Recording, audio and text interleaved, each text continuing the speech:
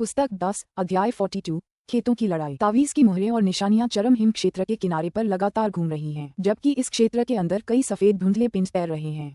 जैसे ही किन्यू का शरीर उन सफेद धुंधले पिंडों को छूता है, वे स्पर्श करने वाले अंग सुन्न हो जाते हैं, मानो वे पूरी तरह से जम गए हों। दहाड़ टिल्डर टिल्डर। शेर की दहाड़ के बाद शीशिन अकेला उड़कर किन्यू की ओर बिजली की तरह दौड़ता है। उसी समय उसके बर्फीले शेर जैसे शरीर के चारों ओर सफेद धुंध का घेरा असाधारण रूप से घना हो जाता है। किन्यू अपने शरीर को हिलाकर तुरंत दूर चला जाता है। मुझे उम्मीद नहीं थी कि इतनी ठंड होगी। वह चरम बर्फ शेर के हमले से बच गया है, लेकिन चरम बर्फ शेर के शरीर से निकले सफेद धुंधले द्रव्यमान ने आक्रमण कर दिया है और उसके पूरे शरीर पर हमला कर रहे हैं, जिससे वह अनियंत्रित रूप से कांप रहा है। उसके डेंटियन में सौर कोर की ऊर्जा तुरंत उसके पूरे शरीर में फैल जाती है, जिससे सुन्नता की अनुभूति तुरंत दूर हो जाती है। अचानक हवा के तेज झोंके किन्यू के शरीर पर लगे। तुरंत बचने के बावजूद उसे अभी भी दर्द का एहसास हो रहा था। उसकी पीठ पर 3 क्यून लंबा घाव हो गया था, जो थोड़ी देर में पूरी तरह ठीक हो गया। सटीक रूप से कहें तो ये पलक झपकते ही ठीक हो गया। हाँ, बच्चे, तुम्हें सचमुच खजाना मिल गया है। तीनों बर्फीले शेरों की आंखें चमक उठीं। ऐसी पुनर्प्राप्ति क्षमता वास्तव में बहुत अद्भुत है। चरम हिम शेरों को यकीन नहीं होता कि किसी की प्राकृतिक पुनर्प्राप्ति क्षमता इतनी प्रबल हो सकती है। शायद महादेवीय जानवर भी इतने दुर्जेय नहीं होते, इसलिए उन्हें दृढ़ विश्वास है कि उनके सामने खड़े ज़्यूजेनिस्ट के पास एक अद्भुत खजाना है। खजाना हमारा होगा। दूसरे भाई, तीसरे भाई, चलो अपने कौशल को छिपाना बंद करें। सबसे बड़ा चरम बर्फ शेर शी शिन जोर से कहता है। हाँ बड़े भाई शी बिंग और शी जान भी बहुत उत्साहित हैं। हालांकि किन्यू अभी भी बीच में खड़ा है। 3 चरम बर्फीले शेर एक साथ अपने मुंह खोलते हैं। 3 तलवार ब्लेड वाले आउल लगातार घूमते हुए बेहद तेजी से उड़ते हैं। साथ ही 3 चरम बर्फीले शेर अपनी गति भी पूरी तरह बढ़ा लेते हैं और चरम बर्फीले क्षेत्र में 3 भारी भरकम एरोलाइट्स की तरह बिना रुके बेतहाशा दौड़ते हैं। इस तरह 3 तलवार ब्लेड आउल्स और 3 एरोलाइट जैसे दिव्य जानवर चरम बर्फ क्षेत्र में किन्यू पर लगातार हमला करते हैं। क्या तुम्हारा बचाव वाकई मजबूत है? किन्यू का शरीर प्रकाश की किरण में बदल जाता है और बिना किसी हिचकिचाहट के सीधे एक चरम बर्फीले शेर पर टूट पड़ता है। लेकिन शीजान, वह चरम बर्फीला शेर, जरा भी नहीं चकमा देता। वह तो बस इसी का इंतजार कर रहा है। कठोरता का कठोरता से टकराव होता है। एक छोटा एरोलाइट और एक बड़ा एरोलाइट आमने सामने टकराते हैं। इस भीषण टक्कर से किन्यू के अंदरूनी अंग जोर से हिलने लगते हैं। उसका शरीर अनायास ही उड़ जाता है और उसके मुंह के कोनों से खून बहने लगता है। लेकिन 3 तलवार ब्लेड आउल और बाकी 2 बर्फीले शेर तुरंत उस पर टूट पड़ते हैं। किन्यू का शरीर 2 बर्फीले शेरों के तीखे पंजों और 1 तलवार के ब्लेड वाले आउल से बचते हुए कई कलाबाजियां करता है। बाकी 2 तलवार के ब्लेड वाले आउल में से एक उसकी जांघ को भेदता है और एक उसके चेहरे को खरोंचता है, लेकिन उसके सारे घाव कुछ ही देर में पूरी तरह भर जाते हैं। मुझे अभी भी विश्वास नहीं हो रहा है कि आपका बचाव इतना मजबूत है। फिर से प्रकाश की किरण में परिवर्तित होकर किन्यू एक चरम बर्फ शेर पर हमला करता है। तुम अपनी मौत चाह रहे हो। शी बिंग नाम का बर्फीला शेर जरा भी डरा नहीं। वह किन्यू से किसी भारी भरकम एरोलाइट की तरह जोरदार टक्कर लेता है। लेकिन तभी एक भयंकर दर्दनाक दहाड़ सुनाई देती है। बड़े भाई, तीसरे भाई, इस बदमाश के पास एक अमर हथियार है। शी बिंग के शरीर पर खून के धब्बे दिखाई दे रहे हैं। उसके सफेद कवच का एक हिस्सा भेदकर नष्ट कर दिया गया है, लेकिन उसके शरीर में नीली सफेद रोशनी टिमटिमा रही है और वह सफेद कवच काफी तेज गति से वापस आ रहा है। थोड़ी देर बाद वह फिर से एक पूरा कवच बन जाता है। अब 3 चरम बर्फ शेर किन्यू को और भी अधिक ज्वलंत आंखों से देख रहे हैं। बेटे, तुम्हारे पास वाकई बहुत सारा खजाना है। तुम्हारे पास न सिर्फ एक ऐसा खजाना है जिसमें मरम्मत की अद्भुत क्षमता है, बल्कि तुम्हारे पास एक अमर हथियार भी है जिसमें अद्भुत आक्रामक शक्ति है। मैंने कभी नहीं सोचा था कि तुम हमारे एक्सट्रीम आइस आर्मर को तोड़ पाओगे और मेरे दूसरे भाई को भी घायल कर पाओगे। शीशिन मुस्कुराते हुए कहता है। लेकिन किन्यू ने भौहें चढ़ाईं। इस स्थिति में भी शीशिन मुस्कुरा रहा है, इसलिए स्पष्ट है कि उसके और उसके भाइयों के पास अभी भी एक बैकअप चाल है। इसके अलावा विरोधियों के एक्सट्रीम आइस आर्मर की सुरक्षा वाकई बहुत मजबूत है और अमर वस्तुओं से भी टक्कर ले सकती है। सबसे जरूरी बात यह है कि अगर वह एक्सट्रीम आइस आर्मर को तोड़ने की पूरी कोशिश भी करे, तो उन एक्सट्रीम आइस शेरों के शरीर में मौजूद मिस्टिक आईबॉल्स उसे कुछ ही देर में अपने आप सामान्य स्थिति में ला देंगे। अब किन्यू को अंततः सिरदर्द हो गया। बेटे, क्या तुम्हें नहीं लगता कि हम तुम्हें पकड़ नहीं सकते क्योंकि तुम्हारे पास एक ऐसा खजाना है जिसमें पुनर्स्थापना की अद्भुत क्षमता है? शीशिन ने उदासीन मुस्कान के साथ कहा। फिर तीनों चरम हिम शेरों के पेट से सील जैसे विभिन्न निशान उभरने लगते हैं। प्रत्येक निशान एक विशिष्ट प्रकाश उत्सर्जित कर रहा है। ये निशान चरम हिम क्षेत्र के किनारे पर मौजूद निशानों से बहुत मिलते जुलते हैं। जैसे ही नए सील शैली के चिन्ह चरम हिम क्षेत्र के किनारे पर तैरते हैं, सभी चिन्ह तीव्रता से चमकने लगते हैं। साथ ही चरम हिम क्षेत्र के अंदर सफेद धुंधले पिंडों का घनत्व काफी बढ़ जाता है। अब ऐसा लगता है कि पूरा चरम हिम क्षेत्र उनसे भर गया है। सुन्न होना, वे सफेद धुंधले पिंड वाकई बहुत ठंडे हैं। जैसे ही उनमें से कुछ किन्यू के शरीर में घुसते हैं, वे अंदर घुसे हुए हिस्से जम जाते हैं, सख्त हो जाते हैं और सुन्न हो जाते हैं। जब उसके शरीर के अंदर की तारकीय ऊर्जा ने आक्रमणकारी सफेद धुंधले पिंडों को निष्क्रिय कर दिया तो वह और भी ज्यादा सफेद धुंधले पिंडों से ढक गया। पूफ! एक तलवार ब्लेड आउल किन्यू के पेट के माध्यम से छेद करता है। सामान्यतः वह इससे बच सकता था, लेकिन क्योंकि उसका शरीर बहुत सुन्न था, उसकी गति स्वाभाविक रूप से कम हो गई, जिससे तलवार ब्लेड आउल इतना तेज हो गया कि वह उससे बच नहीं सका। हाँ, मरने का समय हो गया है, बदमाश। चरम बर्फीले शेर शी शिन ने सीधे किन्यू के सिर पर पंजा मारा। किन्यू को उस पंजे की तीक्ष्णता पर जरा भी संदेह नहीं है। आमतौर पर दिव्य जानवरों के पंजे और दांत उनकी शक्ति बढ़ने के साथ और भी सख्त हो जाते हैं। इन चरम बर्फीले शेरों के पंजे और दांत अमर हथियारों के करीब भी हो सकते हैं। शी शिन, शी बिंग और शी झान लगातार किन्यू पर हमला करते रहते हैं, जबकि उनकी तलवार ब्लेड आउल की धुंधली किरणें बिना रुके आगे पीछे चमकती रहती हैं। तुम पहले से ही काफी आत्मसंतुष्ट हो। किन्यू की उदासीन आवाज चरम बर्फ शेरों के दिमाग में उठती है। उसने शुरू से ही कोई मारक प्रहार नहीं किया है, क्योंकि वह इन 3 बर्फीले शेरों को बहुत पहले से ही अपना पवित्र जानवर मानता था और इसलिए वह ध्यानपूर्वक देखना चाहता था कि वे वास्तव में कितने दुर्जय हैं। अब ऐसा लगता है वे सचमुच एक सुखद आश्चर्य हैं। किन्यू हवा में खड़ा है। उसने जो कुछ कहा उसे सुनकर तीनों बर्फीले शेर चौंकने से खुद को नहीं रोक पाए। बड़ी बड़ी बातें मत करो, बदमाश। मुझे नहीं लगता कि तुम्हारे जैसा बोनाज यूजेनिस्ट जो दाचिंग स्टेज तक भी नहीं पहुंचा, हमारा कुछ बिगाड़ सकता है। शी शिन बिल्कुल बेपरवाह है। वास्तव में किन्यू एक उदासीन हंसी हंसता है। उसी समय उसका शरीर बैंगनी रंग की ज्वाला में बदल जाता है। काली ज्वाला की अंगूठी का स्वामी, स्वर्गीय ज्वाला क्षेत्र। किन्यू को ये बिल्कुल भी पता नहीं है कि ब्लैक फ्लेम रिंग के स्वामी में कितनी ज्वाला ऊर्जा है, लेकिन वह जानता है कि वह अपने वर्तमान स्तर पर रिंग की असली शक्ति को प्रकट नहीं कर सकता है।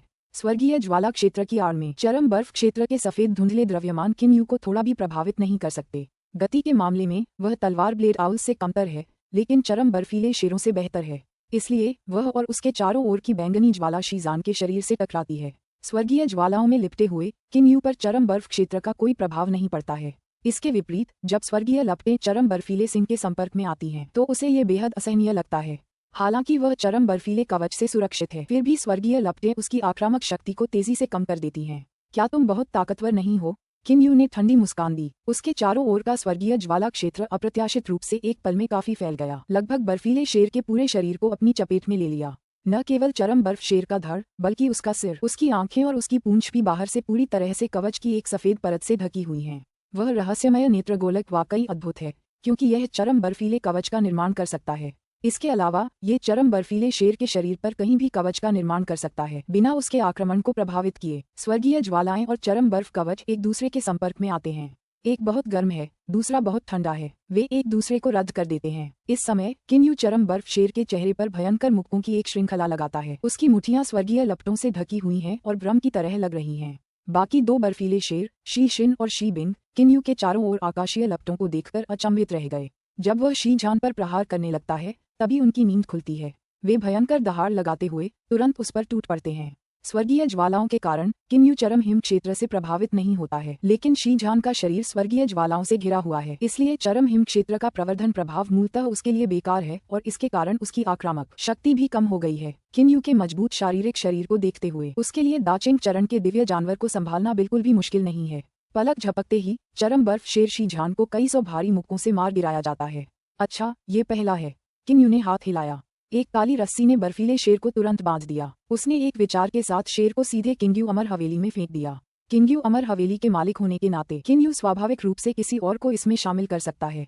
बेशक ये तभी संभव है जब वह व्यक्ति विरोध न करे। अब जब चरम बर्फ के शेर शीजान को सैकड़ों तेज और भयंकर घूंसों से बेदखल कर दिया गया है और बांध दिया गया है, तो वह कैसे विरोध कर सकता है? किंग्यू अमर हवेली में आने के बाद शायद स्वर्ण अमरों को भी किन्यू के आदेशों को सुनना पड़ेगा। तीसरा भाई कहाँ है? शी बिंग और शी शिन दोनों लगभग एक ही समय पर जोर से दहाड़ते हैं। उन्होंने अभी अभी अपने तीसरे भाई को अपनी आंखों से अचानक यूं गायब होते देखा है। यह वाकई अविश्वसनीय है। तुम्हारा तीसरा भाई? किन्यू हैरान हुआ, लेकिन फिर जोर से हंस पड़ा। वह एक बहुत ही खूबसूरत जगह पर तुम्हारा इंतजार कर रहा है। वह एक और बर्फीले शेर पर हमला करता है। इस बार उसका निशाना शी बिंग है, काली ज्वाला की अंगूठी का स्वामी, स्वर्गीय ज्वाला क्षेत्र। जब स्वर्गीय लपटें उसके शरीर को छूती हैं, भले ही शी बिंग चरम बर्फ कवच द्वारा संरक्षित है, फिर भी वह अपना धैर्य खो देता है, क्योंकि चरम बर्फ शेर ज्वाला से सबसे अधिक नफरत करते हैं। इसी चाल का प्रयोग किया जाता है, भारी मुक्कों की बौछार। हालांकि शी बिंग ने पहले ही अपने तीसरे भाई को इस चाल से बेहोश होते और फिर बंधे हुए देखा था, इसलिए उसने अपने तीखे पंजों का उपयोग करके किन्यू पर पागलों की तरह हमला किया। हमलों का जवाब हमलों से देना। किन्यू का हार्दिक स्वागत है। पंजों से उसे लगे घाव पलक झपकते ही ठीक हो जाते हैं, लेकिन शी बिंग की चोटें और अधिक गंभीर होती जाती हैं। दफा हो जाओ। सबसे बड़ा बर्फीला शेर शी शिन दौड़कर आता है, लेकिन अब किन यू ने ब्लैक ओरिजिन को फिर से रस्सी में बदल दिया है और शी बिंग को बांधने ही वाला है। ये देखकर कि शी शिन पीछे से उस पर हमला कर रहा है, वह बस मुस्कुरा देता है। ब्लैक फ्लेम रिंग का स्वामी, गुरुत्वाकर्षण क्षेत्र। शी शिन का पूरा शरीर, जो कुछ क्षण पहले बहुत तेजी से दौड़ रहा था, अचानक धंस जाता है, मानो उसे किसी विशाल पर्वत ने दबा रखा हो। स्वाभाविक रूप से उसका हमला किन यू तक नहीं पहुंच पाता। किन यू ने इत्मीनान से शी बिंग को बांध दिया और उसे सीधे किंग यू अमर हवेली में फेंक दिया। तुम ही एकमात्र बचे हो। वह शी शिन की ओर देखता है और मुस्कुराते हुए कहता है। पुस्तक 10, अध्याय 43, हो फी और हे यू। तुमने मेरे दूसरे और तीसरे भाइयों के साथ क्या किया? तुमने उन्हें नहीं मारा। अगर तुमने उन्हें मार दिया होता तो अब उनकी लाशें कहाँ होती? बताओ, तुमने उन्हें कहाँ भेजा था? इस समय शी शिन बेहद गुस्से में दिखाई दे रहा है। वह पहले ही मानव रूप धारण कर चुका है। तीनों भाई एक ही माता पिता से पैदा हुए थे और अराजक सूक्ष्म सागर में एक साथ अभ्यास और जीवित रहने के लिए संघर्ष कर रहे थे। वे सभी इतने भाग्यशाली थे कि वे 9वें स्वर्ग के 9वें क्लेश को पार करके दाचेंग चरण तक पहुंच गए। वे अब उत्थान प्राप्त करने से अधिक दूर नहीं हैं, लेकिन इस बार उनका सामना एक ज़ियोजेनिस्ट से हुआ है जो भेड़ की खाल में भेड़िया है। यह एक ज़ियोजेनिस्ट है जो दाचेंग अवस्था तक भी नहीं पहुंचा है, लेकिन उसने उन तीनों को पूरी तरह से हरा दिया है। हालांकि वे दिव्य जानवर हैं और उनके पास तलवार, ब्लेड, आवल और रहस्यमयी आंखें हैं, जिनमें से एक निम्न श्रेणी का अमर हथियार है और दूसरा प्राकृतिक खजाना है। फिर भी उन्हें एक साधारण दाचेंग पूर्व अवस्था वाले ज़ियोजेनिस्ट ने हरा दिया है। तुम्हारे दूसरे और तीसरे भाई, ओह चिंता मत करो, वे अभी मरे नहीं हैं, किन यू अब सहजता से कहता है। चरम बर्फ क्षेत्र को रहस्यवादी नेत्रगोलक द्वारा बनाए नहीं रखा गया है, क्योंकि उन्होंने शी बिंग और शी जान को किंग यू अमर हवेली में फेंक दिया था। इसलिए ये पहले से ही धीरे धीरे पिघलना शुरू हो गया है और सफेद धुंधले द्रव्यमान भी धीरे धीरे गायब होने लगे हैं। अब केवल शी शिन ही बचा है, इसलिए किन यू उसे आसानी से पकड़ सकता है। वे मरे नहीं हैं, तो अब वे कहाँ हैं? शी शिन ने उत्सुकता से पूछा। बहुत आसान है, अगर तुम मुझे बिना लड़े तुम्हें पकड़ने दोगे तो मैं तुम्हें उनसे मिलवाने ले चलूंगा, किन यू ने उदासीन मुस्कान के साथ कहा। शी शिन का चेहरा सख्त हो गया। शिवजेनिस्ट, क्या तुम मुझे बेवकूफ समझते हो? बिना लड़े तुम्हें मुझे पकड़ने दे रहा हूँ। तुम कहते हो कि तुमने मेरे दोनों भाइयों को नहीं मारा, लेकिन कौन जाने ये सच हो या नहीं? कौन जाने तुम मुझे बेवकूफ बना रहे हो? शी शिन, क्या मुझे अब भी तुम्हें बेवकूफ बनाना है? किन यू ने जवाब में पूछा। शी शिन चौंका। वह याद करता है कि किन यू कितना दुर्जेय था, एक ज़ियोजेनिस्ट जो दाचिंग अवस्था तक नहीं पहुंचा है और फिर भी स्वर्गीय ज्वाला को नियंत्रित कर सकता है, जिससे मानक अमर भी डरते हैं। अगर वे 3 दिव्य राक्षस न होते और उनके पास रहस्यमयी नेत्रगोलक न होते जो चरम हिम कवच बना सकते हैं, तो शायद स्वर्गीय ज्वाला ही उन तीनों को नष्ट करने के लिए पर्याप्त होती। स्वर्गीय ज्वाला के अलावा किन यू के पास पुनर्स्थापना की एक आश्चर्यजनक क्षमता वाला खजाना भी है, एक अमर हथियार जो चरम बर्फ कवच की रक्षा को तोड़ने में सक्षम था, और वह दबाव जो आखिरी क्षण में अचानक प्रकट हुआ। इन सभी बातों के कारण शी शिन को अपने सामने मौजूद शिवजेनिस्ट बहुत रहस्यमय लगता है। किन यू की स्वर्गीय ज्वाला को नियंत्रित करने की क्षमता, उसका शरीर जिसे लगभग अविनाशी कहा जा सकता है, और उसकी गति जो कि शी शिन से कहीं बेहतर है, का संयोजन पहले से ही शी शिन के भागने को पूरी तरह से असंभव बनाने के लिए पर्याप्त है।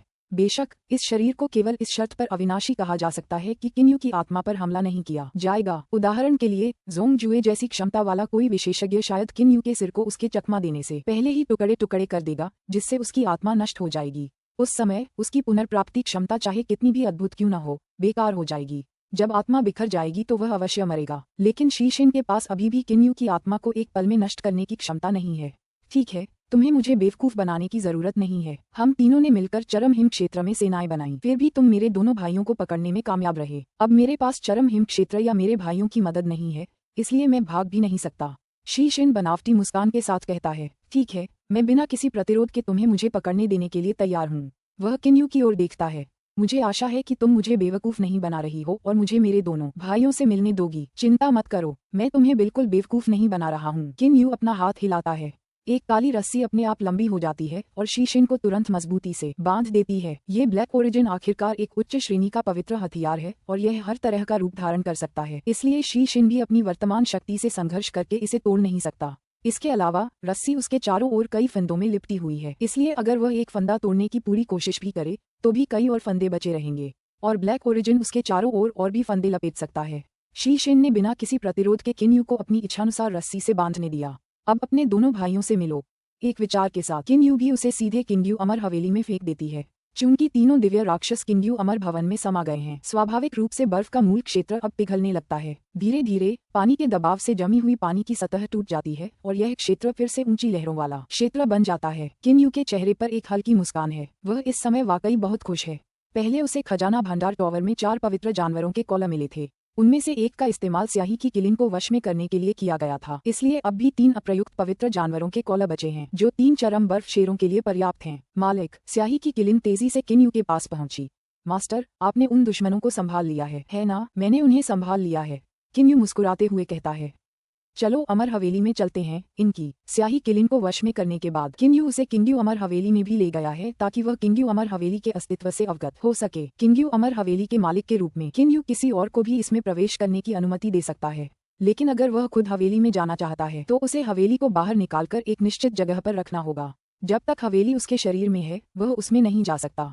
ये किंग्यू अमर हवेली बहुत अद्भुत है, जो पवित्र वस्तुओं या अमर वस्तुओं की तरह बढ़ने या घटने में सक्षम है। एक निश्चित सीमा तक इसे वास्तव में एक अमर वस्तु माना जा सकता है। केवल इस अमर वस्तु को बनाने में अत्यधिक मात्रा में सामग्री लगी थी।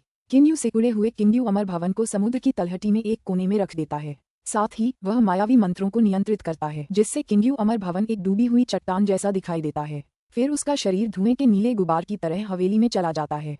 स्याही की किलिन हवेली में उसके बाहर ले जाने से पहले ही भेजी जा चुकी थी। किंग्यू अमर हवेली के एक बगीचे में किन्यू एक पवित्र पत्थर से बनी कुर्सी पर बैठा है और अपने सामने खड़े 3 अचंभित चरम हिमसिंहों को देख रहा है। उसके एक और स्याही वाला किलिन हंस रहा है। स्याही किलिन को जरूर पता है कि तीनों बर्फ के शेर अपने मन में क्या सोच रहे हैं। जब वह पहली बार इस अमर भवन में आया था तो वह इस बात से भी बुरी तरह डर गया था कि यह पूरी तरह से तात्विक पवित्र अयस्क से बना है। यहाँ तक कि डेविल पेन द्वीप पर मौजूद भंडार की सारी पवित्र तात्विक चट्टानें भी इस अमर हवेली की पवित्र तात्विक चट्टान से बहुत छोटी हैं। इसके अलावा ये पूरी हवेली पवित्र तात्विक अयस्क के एक विशाल टुकड़े से तराशी गई है। शी शिन, शी बिंग और शी झांग एक दूसरे को देखते हैं। उनकी आंखें भय से भरी हुई हैं। उन तीनों ने तात्विक पवित्र चट्टान देखी है। उन्होंने एक 8वें क्लेश मुक्त साधक को सिर्फ एक तात्विक पवित्र चट्टान के टुकड़े के लिए, और वह भी एक निम्न श्रेणी की चट्टान के लिए, मार डाला। लंबे समय से अराजक सूक्ष्म महासागर में रहने के कारण ये तीनों चरम हिमसिंह अच्छी तरह जानते हैं कि यहाँ तात्विक पवित्र चट्टान कितनी मूल्यवान है। हे भगवान, इस जगह पर इतनी सारी पवित्र चट्टानें कैसे हो सकती हैं? शी शिन और उसके भाई पूरी तरह से हैरान रह गए। एक तरफ किन्यू को कोई जल्दी नहीं है, वह बस झरने का पानी पी रहा है। कियान लोंग महाद्वीप पर जब कुछ ग्रामीण बड़े शहरों जैसे कि राजधानियों में जाते हैं तो ज्यादातर के चेहरे पर 3 शी भाइयों जैसा ही भाव होता है। वे सभी बहुत हैरान और अविश्वास से अभिभूत होते हैं। सज्जनों, किन्यू अंततः कहता है। तभी शी भाई जागते हैं। बड़े भाई शी शिन पहले कहते हैं, तुमने हम तीनों को चरम हिम क्षेत्र में पहले ही बहुत चकित कर दिया है। किसने सोचा होगा कि जो तुमने दिखाया वह तुम्हारे पास सब कुछ नहीं था? ये हवेली, तुम्हें इतनी सारी तात्विक पवित्र चट्टानें कहाँ से मिली? नहीं, इस हवेली के सभी हिस्से एक पूरे जैसे लगते हैं। यह असंभव होना चाहिए। वह तुरंत ही ध्यानपूर्वक निरीक्षण करने के लिए जमीन पर लेट जाता है। एक टुकड़ा, क्या ये पूरी हवेली पवित्र तात्विक चट्टान के एक विशाल टुकड़े से बनी है? शी शिन को चक्कर सा आता है। यह वाकई बहुत चौंकाने वाला है। शी बिंग और शी झान भी पूरी तरह से हैरान हैं। मौलिक पवित्र चट्टान का इतना बड़ा टुकड़ा कहाँ से आया? नहीं, इतना बड़ा तात्विक पवित्र पत्थर कैसे हो सकता है? ये तात्विक पवित्र अयस्क है। बस इसकी गुणवत्ता इतनी असाधारण है कि इसमें अशुद्धियों का नामोनिशान तक नहीं है। किन्यू मुस्कुराते हुए बोली। आखिरकार तीनों शे भाई दाचिंग चरण के दिव्य जानवर हैं, इसलिए वे थोड़ी देर में शांत हो जाते हैं। तुम हमें इस जगह क्यों ले गए?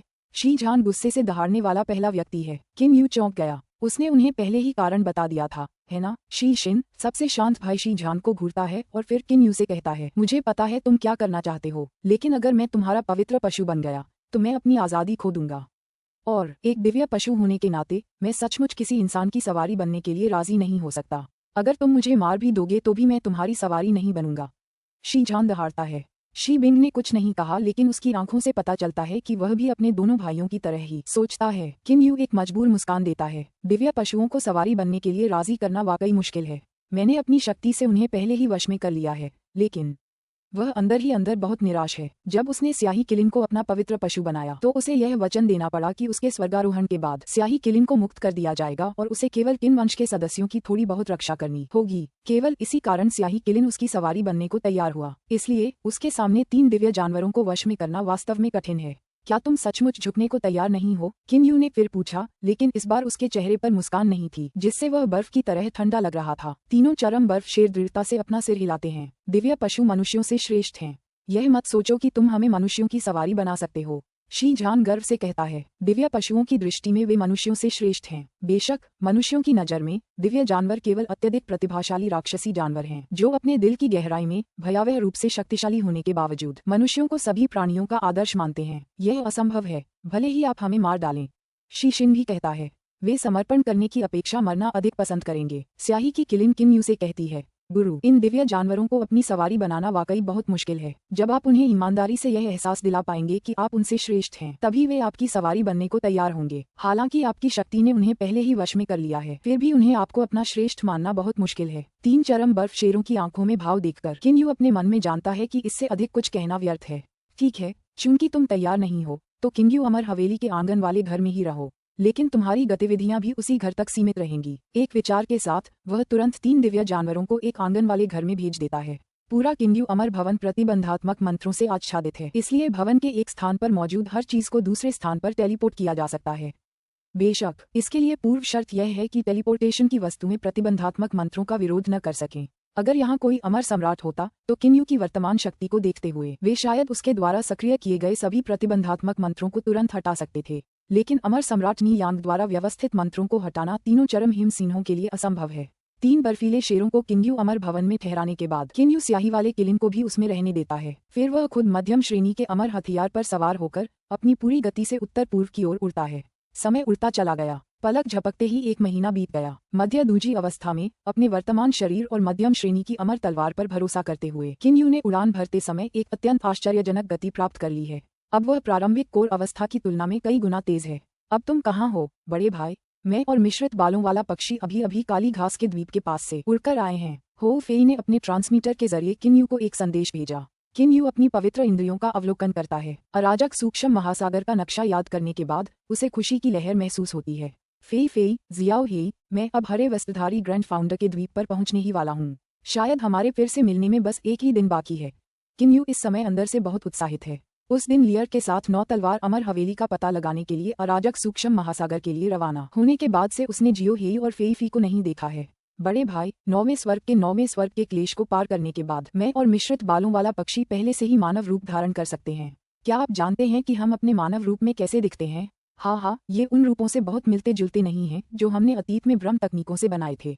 हो फी ने किन्यू को एक संदेश के माध्यम से कहा। किन्यू भी अपने मन में अनुमान लगा रहा है। 9वें स्वर्ग के क्लेश से गुजरने के बाद दिव्य जानवर मानव रूप धारण कर सकते हैं। ये मानव रूप निश्चित रूप से ब्रह्म नहीं बल्कि वास्तविक हैं। क्लेश के बाद वे स्वतः ही इन मानव रूपों में बदल जाएंगे। वे अपना रूप जरूर बदल सकते हैं, लेकिन वे मूल मानव रूप अभी भी मूल ही रहेंगे। एक दिन बाद तेज गति से उड़ते हुए किन्यू को अक्सर अपने ट्रांसमीटर के जरिए अपने भाइयों के रास्ते की जानकारी मिल जाती है। फिर उसकी पवित्र इंद्रिया पहले उन दोनों को पहचान लेती है। उसके कुछ देर बाद हो फी और हे यू किन्यू के सामने आते हैं। वह केवल उनकी आभा से ही बता सकता है कि उनके बीच कौन कौन है। हो फे हरे रंग का कवच पहने हुए है और उसके चेहरे पर अक्सर मुस्कान रहती है। मुस्कान के कारण उसकी आंखें सिकुड़ी हुई हैं। उसका पूरा शरीर थोड़ा दुबला पतला है और किसी 20 साल के युवक जैसा दिखता है। हे यू ने पूरी तरह से काले रंग का कवच पहना हुआ है जो विभिन्न पंखों जैसे शल्कों से ढका हुआ है। उसका शरीर थोड़ा पतला है, किसी 15-16 साल के किशोर जैसा, बस उसमें थोड़ी ठंडक है। हाँ, बड़े भाई, मेरा मानव रूप बहुत सुंदर है ना? मिश्रित बालों वाला ये पक्षी अपने मानव रूप में अप्रत्याशित रूप से एक अपरिपक्व बालक जैसा लग रहा है। देखो, लाल होंठ और सफेद दांत, टोट टोट। हो फी हंसते हुए कहती है। हे यू ने भौहें चढ़ाकर हो फे की ओर देखा और रूखेपन से कहा, चुप रहो। इसके तुरंत बाद वह किन्यू को अपनी आंखों में बेकाबू उत्साह के साथ देखता है। आखिरकार वे दोनों इतने लंबे समय से एक दूसरे से अलग रह रहे थे। बड़े भाई, हे यू केवल 2 शब्द ही कह सकता है। इस समय किन्यू बहुत उत्साहित है। अच्छा, यह वाकई बहुत अच्छा है। उसे अचानक याद आता है कि उसके दोनों भाइयों ने किन्यू अमर हवेली नहीं देखी है, इसलिए वह तुरंत कहता है, फेई जियाओ हेई, पहले मुझे 9 तलवारों वाली अमर हवेली में एक हवेली मिली थी। मैं तुम्हें अभी उसे दिखाने ले चलता हूँ। ऐसा कहने के बाद वह अपने दोनों भाइयों को एक साथ अराजक सूक्ष्म महासागर में खींच लेता है। B10C43 का अंत। पुस्तक 10 अध्याय 44 हिलना। किन्यू अमर हवेली में हमेशा की तरह बादल और धुंध छाई हुई है। इस समय किन्यू और उसके दोनों भाई पूर्वी बगीचे में इकट्ठा हुए हैं। वह एक तरफ खड़ा है और इस किन्यू अमर हवेली के बारे में और हवेली की कुछ विशेषताओं के बारे में बात कर रहा है। बड़े भाई, यह वह अमर हवेली है जो आपने प्राप्त की है। हो फी की आंखें बाहर निकल आईं। वह अविश्वास से भरे चेहरे से उस भव्य किन्यू अमर भवन को देखता है। उसके बगल में जियो हेई भी पूरी तरह से चकित भाव से खड़ा है। अरे बड़े भाई, किसने सोचा था कि 9 तलवारों वाले अमर भवन में इतने सारे खजाने होंगे? अगर मुझे पहले पता होता तो मैं जाकर उसे लूट लेता। हो फी कुछ निराश लग रहा है, लेकिन हे यू अभी भी उदास दिख रहा है। जाहिर है उसे हो फी की बातों की जरा भी परवाह नहीं है। हे यू ने किन्यू की ओर देखते हुए कहा, बड़े भाई, क्या आप हमें बता सकते हैं कि 9 तलवारों वाले अमर भवन में आपका क्या सामना हुआ? हो फी ने भी तुरंत किन्यू की ओर देखा। ठीक है, तो मैं तुम्हें ध्यान से बताता हूँ। उस दिन किन यू को 9 तलवार अमर हवेली में जो कुछ भी सामना करना पड़ा तथा अन्य विशेषज्ञों ने किस प्रकार एक दूसरे के विरुद्ध षड्यंत्र रचा और एक दूसरे से लड़े, इसका विस्तृत विवरण देने में लगभग 1 घंटा लग गया। नी यान क्षेत्र, बड़े भाई, जब 9 तलवारों वाले अमर भवन में भी इतने खजाने थे तो नी यान क्षेत्र में तो और भी बहुत कुछ होगा। हम नक्शा तो मिल ही गया ना, चलो हम तीनों मिलकर इसे लूटने चलते हैं और सब कुछ वापस ले आते हैं। तुम्हारा क्या विचार है? हो फी उत्साह से बोली। हालांकि हे यू ठंडे स्वर में कहता है, अपनी मौत की तलाश में जाओ। तुमने क्या कहा? हो फे तुरंत क्रोधित हो गई। बंदर, क्या तुमने सुना नहीं बड़े भाई ने क्या कहा? 9 तलवारों वाला अमर भवन भी इतना खतरनाक था। नी यान क्षेत्र 9 तलवारों वाले अमर भवन से 10,000 गुना ज्यादा कीमती है, इसलिए ये भी कहीं ज्यादा खतरनाक होगा। इसके अलावा बड़े भाई ने पहले ही कहा था कि नी यान क्षेत्र में जाने के लिए दाचिंग चरण वाले जियूक्सियानिस्ट की शक्ति न्यूनतम आवश्यकता है। हे यू ने बर्फ जैसी ठंडी आवाज में कहा। हो फे आत्मविश्वास से कहती है, मिश्रित बालों वाली चिड़िया, अब हम पहले से ही देर से दूजी चरण में हैं, इसलिए हम दाचिंग चरण जियूक्सिनिस्टों को भी आसानी से संभाल सकते हैं, है ना? हम कर सकते हैं, लेकिन यह नी यान क्षेत्र में प्रवेश के लिए केवल न्यूनतम आवश्यकता है।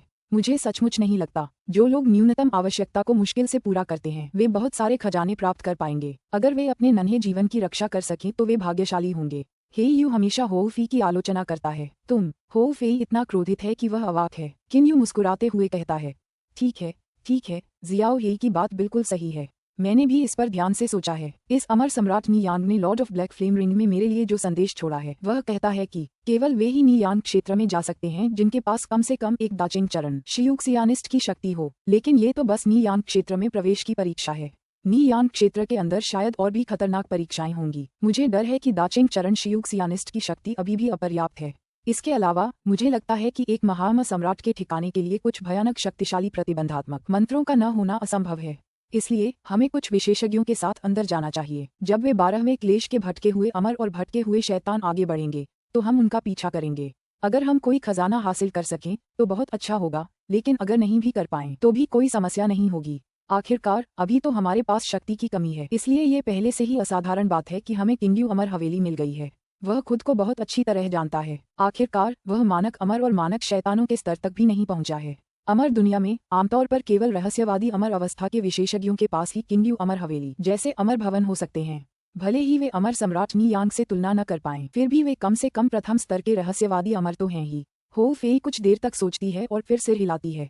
आपकी बात तो सही है बड़े भाई, वह नी यांग क्षेत्र असाधारण रूप से खतरनाक होगा। उन 12वें क्लेश के ढीले साधकों को आगे बढ़ने दो। हा, हम पीछे से उनका फायदा उठाएंगे। वह अजीब सी हंसी में फूट पड़ा। फे जियाओ हे, अतीत में अंकल लैन तुम्हें विशेष प्रशिक्षण के लिए एक रहस्यमयी जगह पर ले गए थे। तब से अभी कुछ ही साल हुए हैं, लेकिन तुम दोनों ने 9वें स्वर्ग के 9वें क्लेश को भी पार कर लिया है।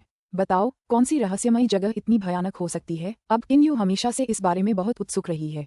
शुरुआत में वे केवल प्रारंभिक डोंगक्सू चरण में थे, लेकिन अब वे कोंगमिंग चरण को पार कर चुके हैं और यहाँ तक कि 9वें स्वर्ग से 9वें स्वर्ग तक के क्लेश को भी पार कर चुके हैं और अंतिम दूजी चरण तक पहुँच चुके हैं। एक सामान्य जियूजेनिस्ट को इसे प्राप्त करने में कम से कम कई हजार साल लगेंगे, लेकिन उन्हें केवल लगभग 2 साल लगे। उनकी शक्ति में तेजी से सुधार किया जा सकता था, लेकिन उनकी आत्मा के स्तर में भी इतनी तेजी से सुधार कैसे किया जा सकता था? हो फी और हे यू दोनों भौहें सिकोड़ते हैं। बड़े भाई, असल में हमें भी नहीं पता कि वह जगह कहाँ है, हे यू कहता है। हो फी और हे यू के हाव भाव देखकर किन यू को पता चल जाता है कि उसके दोनों भाई वास्तव में नहीं जानते कि वह जगह कहाँ है। उस समय अंकल लैन हमें टेलीपोर्टेशन के जरिए सीधे अपने साथ ले गए। टेलीपोर्टेशन के बाद हम एक ऐसे रहस्यमयी स्थान पर पहुंचे जिसके बारे में हमने पहले कभी नहीं सुना था। उस स्थान की पवित्र ऊर्जा बाहर की पवित्र ऊर्जा से भी 100 गुना ज्यादा सघन थी। हमने वहां 100 से ज्यादा वर्षों तक प्रशिक्षण लिया और मध्य दूजी अवस्था तक पहुंचे। फिर अंकल लैन हमें उस स्थान से निकालकर स्टेलर टॉवर के क्षेत्र में एक टापू पर ले गए ताकि हम अपने कष्टों का इंतजार कर सकें। कष्टों के बाद हम सीधे उस टापू से तुम्हें ढूंढने निकल पड़े। हो फी ने सावधानी से कहा। 100 साल से भी ज्यादा। किन यू अविश्वास में है। जब मैं 9 स्वॉर्ड इमोर्टल मैंशन में गया था तब तुम भी अंकल लैन के साथ गए थे। तब से बस थोड़ा ही समय बीता है, लगभग 2 साल। हो फे और हे यू एक दूसरे को देखते हैं, उनकी आंखें निराशा से भरी हैं। हमें भी नहीं पता, हमारे मन में भी इस बारे में संशय था, लेकिन उस रहस्यमयी जगह से जाने के बाद से हमने अंकल लैन को फिर कभी नहीं देखा और अंकल लैन भी मानो हवा में गायब हो गए हों। हम उस टापू पर अपने कष्टों का इंतजार कर रहे थे। 9वें स्वर्ग के कष्टों को पार करने के बाद हम तुरंत आपको ढूंढने निकल पड़े। हो फी और हे यू की बातें सुनकर किन यू को अंदर से संदेह होने लगता है। एक रहस्यमयी जगह है जहां पवित्र ऊर्जा का घनत्व सामान्य से 100 गुना अधिक है और इसके अलावा अन्य लोग वहां 100 से अधिक वर्षों तक प्रशिक्षण ले सकते हैं, जबकि उनका केवल 1 या 2 वर्ष का समय ही बीतता है। अंत में किन यू, हो फी और हे यू समझ नहीं पाते कि वह रहस्यमयी जगह कहाँ है। वे बस यही निष्कर्ष निकाल पाते हैं कि यह चमत्कारी जगह बाहरी दुनिया से अलग है और इसकी पवित्र ऊर्जा का घनत्व भी अलग है। शायद ये कोई खास गुप्त जगह है। पवित्र जानवरों की सवारी। हाँ, बड़े भाई, तो आप उन्हें वश में नहीं कर सकते? मुझे कोशिश करने दो। किन्यू को पवित्र जानवरों और पवित्र जानवरों के कौल के बारे में बात करते हुए सुनने के बाद होफी उन 3 चरम बर्फ शेरों को वश में करने के लिए स्वेच्छा से आगे आती है। ठीक है, मुझे तुम दोनों का हुनर दिखाने दो। एक विचार के साथ किन्यू तीनों भाइयों के सामने उनके आंगन वाले घर से 3 बर्फीले शेरों को सीधे ले आता है। 3 चरम बर्फ शेरों को देखने के बाद होफी और हेयू मुस्कुराने से खुद को रोक नहीं पाते। आप कब से अभ्यास कर रहे हैं? हेयू उदासीनता से पूछता है। शी शिन, शी बिंग और शी झान को तुरंत ही हेयू और होफी के शरीरों पर एक हल्की सी प्रभुत्व की भावना महसूस होती है। ये प्रभुत्व की भावना है जो श्रेष्ठ दिव्य प्राणियों में विशेष रूप से पाई जाती है। दिव्य प्राणी बहुत घमंडी होते हैं। वे निम्न दिव्य प्राणियों पर तो घमंड करते हैं, लेकिन श्रेष्ठ प्राणियों से स्वाभाविक रूप से डरते हैं। 30,000 वर्ष से अधिक, शी शिन पहले उत्तर देता है। किन्यू थोड़ा हैरान है। दाचेंग स्टेज तक अभ्यास करने में उन्हें अप्रत्याशित रूप से इतना समय लग गया। एक्सट्रीम आइस लॉयंस, आपकी अभ्यास तकनीक सबसे आम और सबसे बुनियादी होनी चाहिए, है ना? कोई आश्चर्य नहीं कि आपके शरीर में कुछ प्राकृतिक खजाने होने के बावजूद आप अभ्यास में इतने धीमे रहे हैं। हो फेई बिल्कुल बेपरवाही से कहती है। यह सही है। एक्सट्रीम आइस लॉयंस मध्यवर्गीय दिव्य प्राणी है, इसलिए आपके पास वंशानुगत स्मृतियां नहीं हैं। तीनों चरम बर्फ शेरों की आंखें चमक उठती हैं। वे अच्छी तरह जानते हैं कि उच्च श्रेणी के दिव्य पशु और महादिव्य पशु सभी में वंशानुगत स्मृतियां होती हैं, जिनमें अनगिनत तकनीकें और गुप्त कौशल समाहित हो सकते हैं और जिन्हें एक विशाल खजाना माना जा सकता है। यही कारण है कि उच्च श्रेणी के दिव्य पशु और महादिव्य पशु मध्यम श्रेणी और निम्न श्रेणी के दिव्य पशुओं से कहीं बेहतर होते हैं। मैं और बंदर तुमसे ऊंची श्रेणी के दिव्य पशु हैं। तुम्हें भी यह महसूस होना चाहिए। मैं तुम्हें एक बात बता दूं, अगर तुम हमारे पवित्र पशु और सवारी बन जाओ तो मैं और बंदर तुम्हें एक कठिन साधना तकनीक सिखा सकते हैं। अगर तुम ऐसा नहीं करते तो तुम आसानी से अपने भाग्य की कल्पना कर सकते हो। हेयू बर्फ जैसी ठंडी आवाज में कहता है। हो फेई भी 3 चरम बर्फ शेरों को देखता है और आह भरते हुए कहता है, यह इन 3 चरम बर्फ शेरों के लिए बहुत सुविधाजनक है। हम झुकने को तैयार हैं। बिल्कुल, हम झुकने को तैयार हैं। तीनों शी भाई जल्दी से कहते हैं। दिव्य पशु सख्ती से वर्गों में विभाजित होते हैं। वे ये भी महसूस कर सकते हैं कि हो फी और हेयू वर्गों की दृष्टि से उनसे बिल्कुल श्रेष्ठ हैं, इसलिए स्वाभाविक रूप से उन्हें उनके वाहन बनने में कोई शिकायत नहीं है। इसके अलावा बाद में ये दोनों उन्हें गुप्त तकनीकें भी प्रदान कर सकते हैं। एक दिव्य जानवर की वंशानुगत स्मृतियां एक विशाल खजाने की तरह होती हैं। उनके पास आश्चर्यजनक रूप से बड़ी संख्या में गुप्त तकनीकें होती हैं, जिनमें न केवल इस दिव्य जानवर के कुल की तकनीकें शामिल हैं, बल्कि कई अन्य तकनीकें भी शामिल हैं। उनमें से यादृच्छिक रूप से चुनी गई कोई भी तकनीक उस तकनीक से कहीं बेहतर है जो चरम हिमशेर वर्तमान में अपना रहे हैं। ऐसा ही हो। तुम तीनों में से जो सबसे बड़ा होगा वह मेरे बड़े भाई का पवित्र पशु सवारी बनेगा, दूसरा सबसे बड़ा मेरा पवित्र पशु सवारी बनेगा और तीसरा मिश्रित बालों वाले पक्षी का पवित्र पशु सवारी बनेगा। हो फी ने सीधे कहा। बड़े भाई, आप एक इंसान को अपना बड़ा भाई मानते हैं?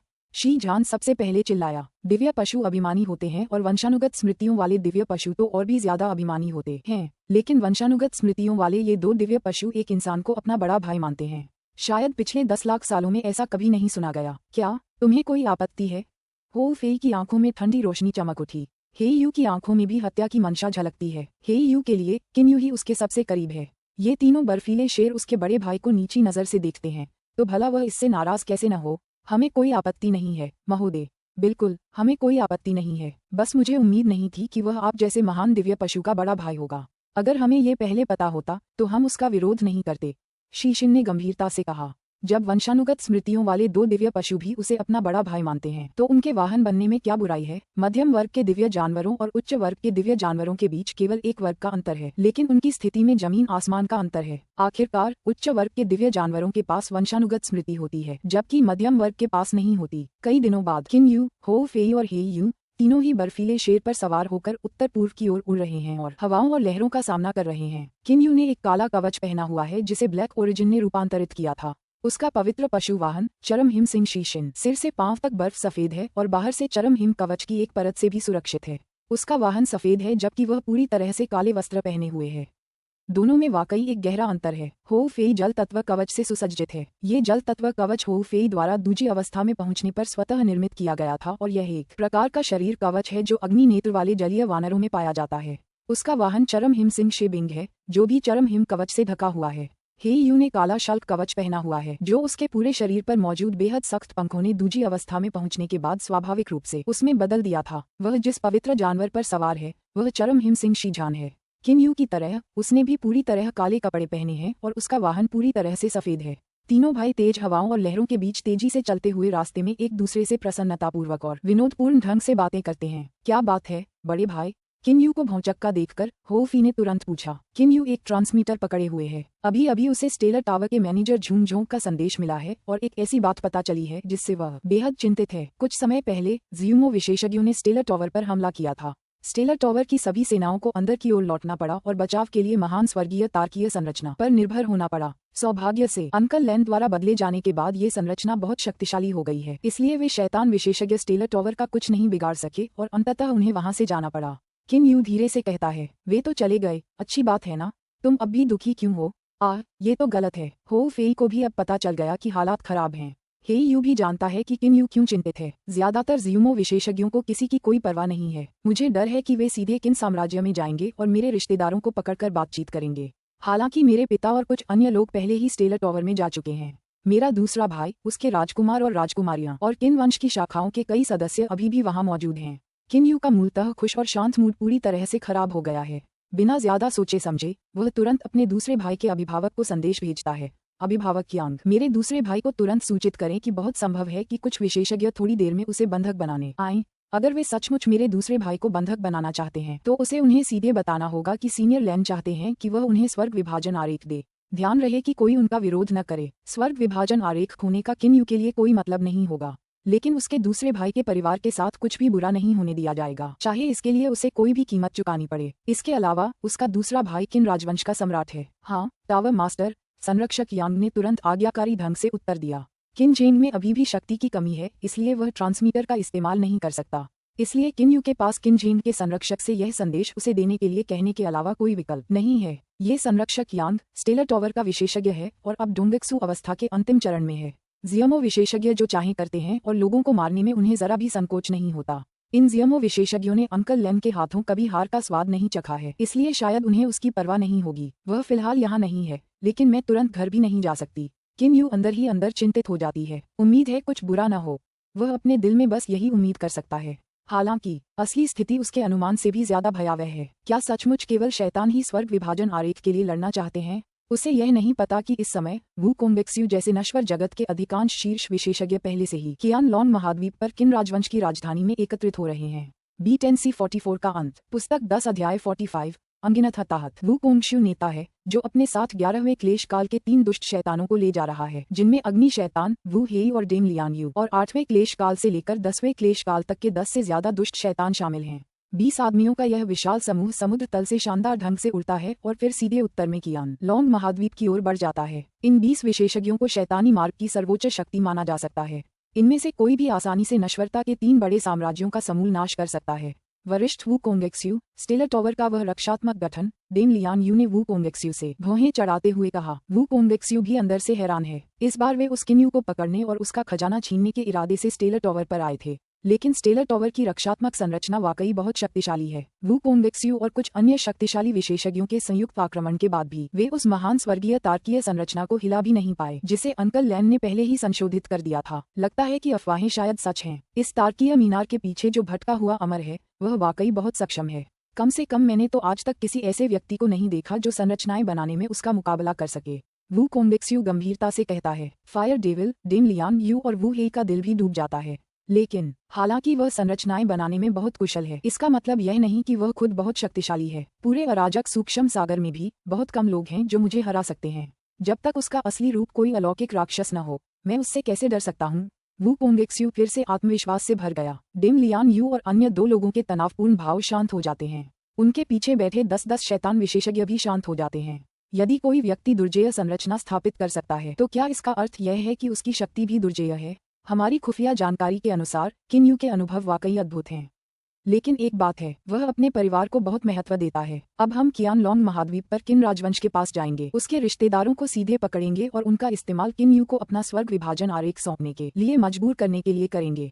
यह जरूर सफल होगा, है ना? डेम लियान यू ऊंची और स्पष्ट आवाज में कहती है। ये योजना डेम लियान यू ने तैयार की थी। जीमो विशेषज्ञों के प्रभाव को देखते हुए उनके लिए किन यू के बारे में जानकारी इकट्ठा करना अपेक्षाकृत आसान था। स्टेलर टावर कियान लॉन्ग महाद्वीप से कई मिलियन ली दूर है, लेकिन शैतान पथ के इन विशेषज्ञों को इस छोटी दूरी को तय करने और कियान लॉन्ग महाद्वीप के क्षेत्र में जाने के लिए आधे दिन से भी कम समय की आवश्यकता होती है। इसके बाद वे सीधे किन साम्राज्य की राजधानी के लिए उड़ान भरते हैं। वू कोंगक्स्यू के पीछे थोड़ी ही दूरी पर एक अस्पष्ट पीला सिलहूट है, जो कोई और नहीं बल्कि रेवरेंड मिंग लियांग है। रेवरेंड मिंग लियांग की तारकीय प्रज्वलन कला अमर जगत में एक दुर्जेय अभ्यास तकनीक है और अत्यंत विशिष्ट भी। जब कोई इसका अभ्यास शुरू करता है तो उसके पूरे शरीर की ऊर्जा असाधारण रूप से परिष्कृत और आंतरिक रूप से संयमित हो जाती है। जब वे आक्रमण करते हैं तो उनकी ऊर्जा भी एक बिंदु पर केंद्रित हो जाती है, जिससे उनके आक्रमण असाधारण रूप से शक्तिशाली हो जाते हैं। इस तकनीक की बदौलत रेवरेंड मिंग लियांग युद्ध क्षमता में वू कोंगक्स्यू की बराबरी कर सकते हैं। इसके अलावा क्योंकि वह इस तकनीक का अभ्यास करता है, आमतौर पर उसके स्तर के विशेषज्ञ उसकी उपस्थिति का पता नहीं लगा सकते हैं। जैसा कि मैंने सोचा था, वह सीनियर लैन वाकई बहुत ताकतवर है। पहले ये रक्षात्मक संरचना शांगक्वो जैसे हमलावरों के हमले का भी सामना नहीं कर पाती थी, लेकिन अब यह वू कोंगक्स्यू समेत 4 ताकतवर लुटेरे शैतानों के संयुक्त हमले को आसानी से नाकाम कर सकती है। हम्फ वू कोंगक्स्यू, अपने मातहतों के साथ जब चाहे हमला करते रहो। जब वह सीनियर लैन बाहर आएगा तो तुम्हें रोने का भी समय नहीं मिलेगा। रेवरेंड मिंग लियांग ने शांत ठंडी मुस्कान के साथ कहा। क्या वह सीनियर लैन अमर हो सकता है जो अमर दुनिया से आया है? क्या वह स्वर्ण अमर है या कोई रहस्यवादी? वह मन ही मन सोचता है, मन ही मन अनुमान लगाता है। उसी समय वह एक ट्रांसमीटर निकालता है। छोटे भाई, तुम और बाकी लोग जल्दी से सबको कियानलॉन्ग महाद्वीप ले चलो। वे ज़्यूमो विशेषज्ञ पहले ही कियानलॉन्ग महाद्वीप पहुंच चुके हैं। मेरे अनुमान से वे शायद किन राजवंश की राजधानी में किन यू के रिश्तेदारों को पकड़ने जा रहे हैं। मेंटिस सिकाडा का पीछा करता है, उसे पीछे खड़े ओरियोल का पता नहीं चलता। रेवरेंड मिंग लियांग और उनके अधीनस्थ ओरियोल बनना चाहते हैं, लेकिन क्या वे सचमुच ओरियोल बन सकते हैं? जंगल बाहरी क्षेत्र, आंतरिक क्षेत्र और मध्य क्षेत्र में विभाजित है। बाहरी क्षेत्र में केवल कुछ सबसे बुनियादी शियुयाओवादी ही रहते हैं। आंतरिक क्षेत्र के शियुयाओवादियों को जंगल की रीढ़ माना जा सकता है, लेकिन केवल मध्य क्षेत्र ही कियानलॉन्ग महाद्वीप की सबसे बड़ी शक्ति है। इस स्थान पर आवारा राक्षसों की गिनती 10,000 तक होती है। जंगल के मध्य क्षेत्र में एक विशाल आलीशान शहर है जहाँ कई दुष्टात्मा विशेषज्ञ रहते हैं। इस शहर में रहने वाले सभी दुष्टात्मा विशेषज्ञ कम से कम 6 क्लेश पार कर चुके हैं। शहर के ठीक बीचों बीच स्थित हवेली जंगल के केंद्रीय शासक का निवास स्थान है। केंद्रीय शासक यू लियांग नामक 12वें क्लेश का एक ढीला दानव है। हवेली के सभी नौकर जानते हैं कि कुछ समय पहले ही यू लियांग अपने 3 बड़े राक्षसों के साथ किसी मामले को निपटाने के लिए जंगल से निकला था और उसके लौटने के बाद से इस केंद्रीय शासक, जो पूरे जंगल का असली राजा भी है, का स्वभाव बदल गया है। अब वह एक खामोश इंसान बन गया है, या यूं कहें कि एक उदास इंसान।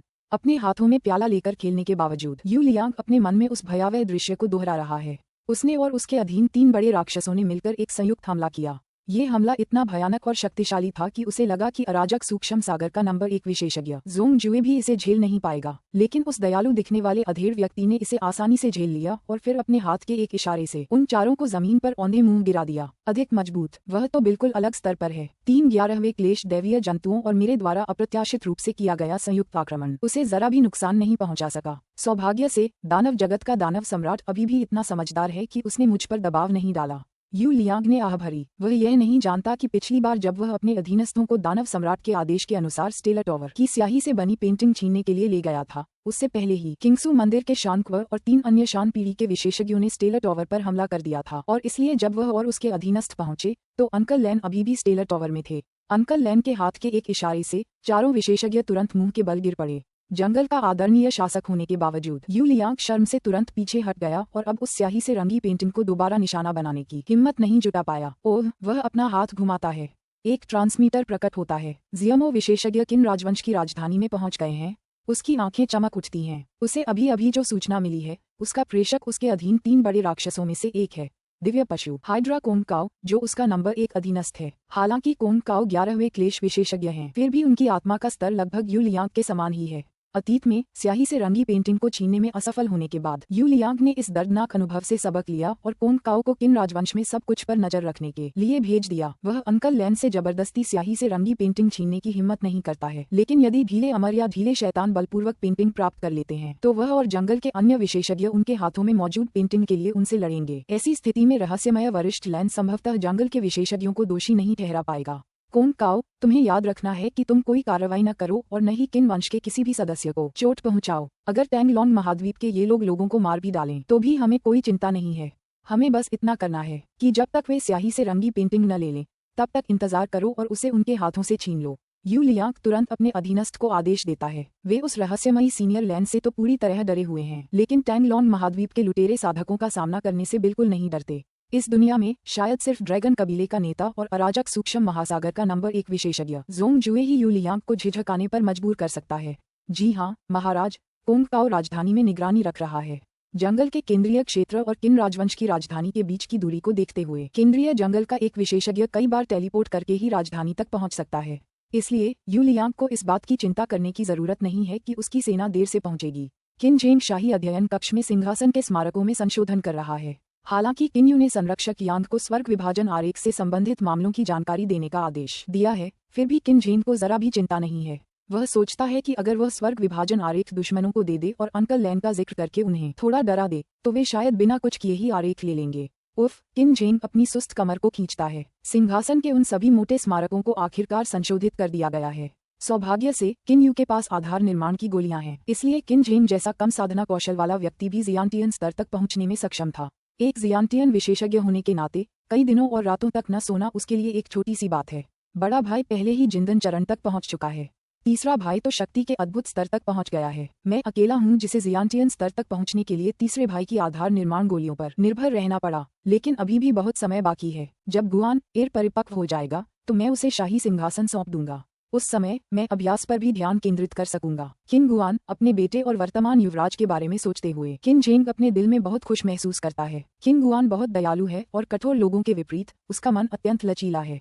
किन जेंग का मानना है कि किन साम्राज्य द्वारा पूरे कियानलोंग महाद्वीप को एकीकृत करने के बाद अगर वह अपने बेटे को इतने बड़े साम्राज्य पर शासन करने देगा तो उसका बेटा निश्चित रूप से इसे नई ऊंचाइयों तक पहुंचाएगा और यहाँ तक कि 1000 साल पहले किन शे हुआंग द्वारा स्थापित किन साम्राज्य को भी पीछे छोड़ देगा। क्या आप किन राजवंश के सम्राट हैं? किन यू के दूसरे भाई। शाही अध्ययन कक्ष के दरवाजे के बाहर से एक आवाज आती है। चौंककर किन जेंग ने देखने के लिए अपना सिर उठाया। शाही महल की सुरक्षा कड़ी है और उसमें स्थित शाही अध्ययन कक्ष तो और भी ज्यादा। लेकिन अब लगभग 20 लोग अचानक शाही अध्ययन कक्ष के बाहर खड़े हैं, बिना किसी पहरेदार को जगाए। उनमें से हर एक का आभामंडल इतना भयानक है कि उनका दम घुट रहा है। शाही अध्ययन कक्ष के द्वार पर खड़े सभी पहरेदारों के माथे पर लगातार ठंडा पसीना आ रहा है। ये बहुत भयानक है। इन रक्षकों को तो बस यही आभाएं ऐसा महसूस करा रही हैं मानो प्रलय आ गया हो। उन्हें ऐसा लग रहा है मानो काले बादलों ने आसमान को ढक लिया हो और शाही महल को घेर लिया हो, जिससे उनके लिए बाहर निकलने का कोई रास्ता नहीं बचा और वे इससे भयभीत हैं। कोई भी रक्षक एक शब्द भी नहीं बोल पा रहा है। संरक्षक यांग डोंगक्सु की अंतिम अवस्था में पहुंच चुका है और सम्राट का गुप्त रक्षक है, लेकिन वह भी बुरी तरह डर गया है। आप हैं? किन जेंग कहते हैं। सौभाग्य से ये विशेषज्ञ उसे अपनी आभा से दबा नहीं पा रहे हैं। आखिरकार उन्हें अभी भी उससे पूछताछ करनी है। डेन लियान यू ने ठंडे स्वर में कहा, मत पूछो, मैं तुमसे सिर्फ ये पूछना चाहती हूँ कि तुम्हारा तीसरा भाई किन यू कहाँ गया। वू कोंगज्यू भी कहता है, उसका स्वर्ग विभाजन आरेख ही एकमात्र चीज है जो हमें चाहिए। मुझे बताओ कि तुम्हारा तीसरा भाई कहाँ है। उसे इस जानकारी को गुप्त रखने की जरा भी परवाह नहीं है। अपनी हैसियत को देखते हुए उसे इस नश्वर सम्राट को स्वर्ग विभाजन आरेखों के बारे में बताने से क्यों डरना चाहिए। स्वर्ग विभाजन आरेख तो ये वे हैं। किन जेंग अंदर से शांत हो गया। उन्हें इस बारे में पहले ही किन यू द्वारा सूचित कर दिया गया था, इसलिए स्वाभाविक रूप से उनके पास पहले से ही एक सुविचारित योजना होगी। वरिष्ठ जनों, मैं किन जेंग हूँ, किन राजवंश का सम्राट।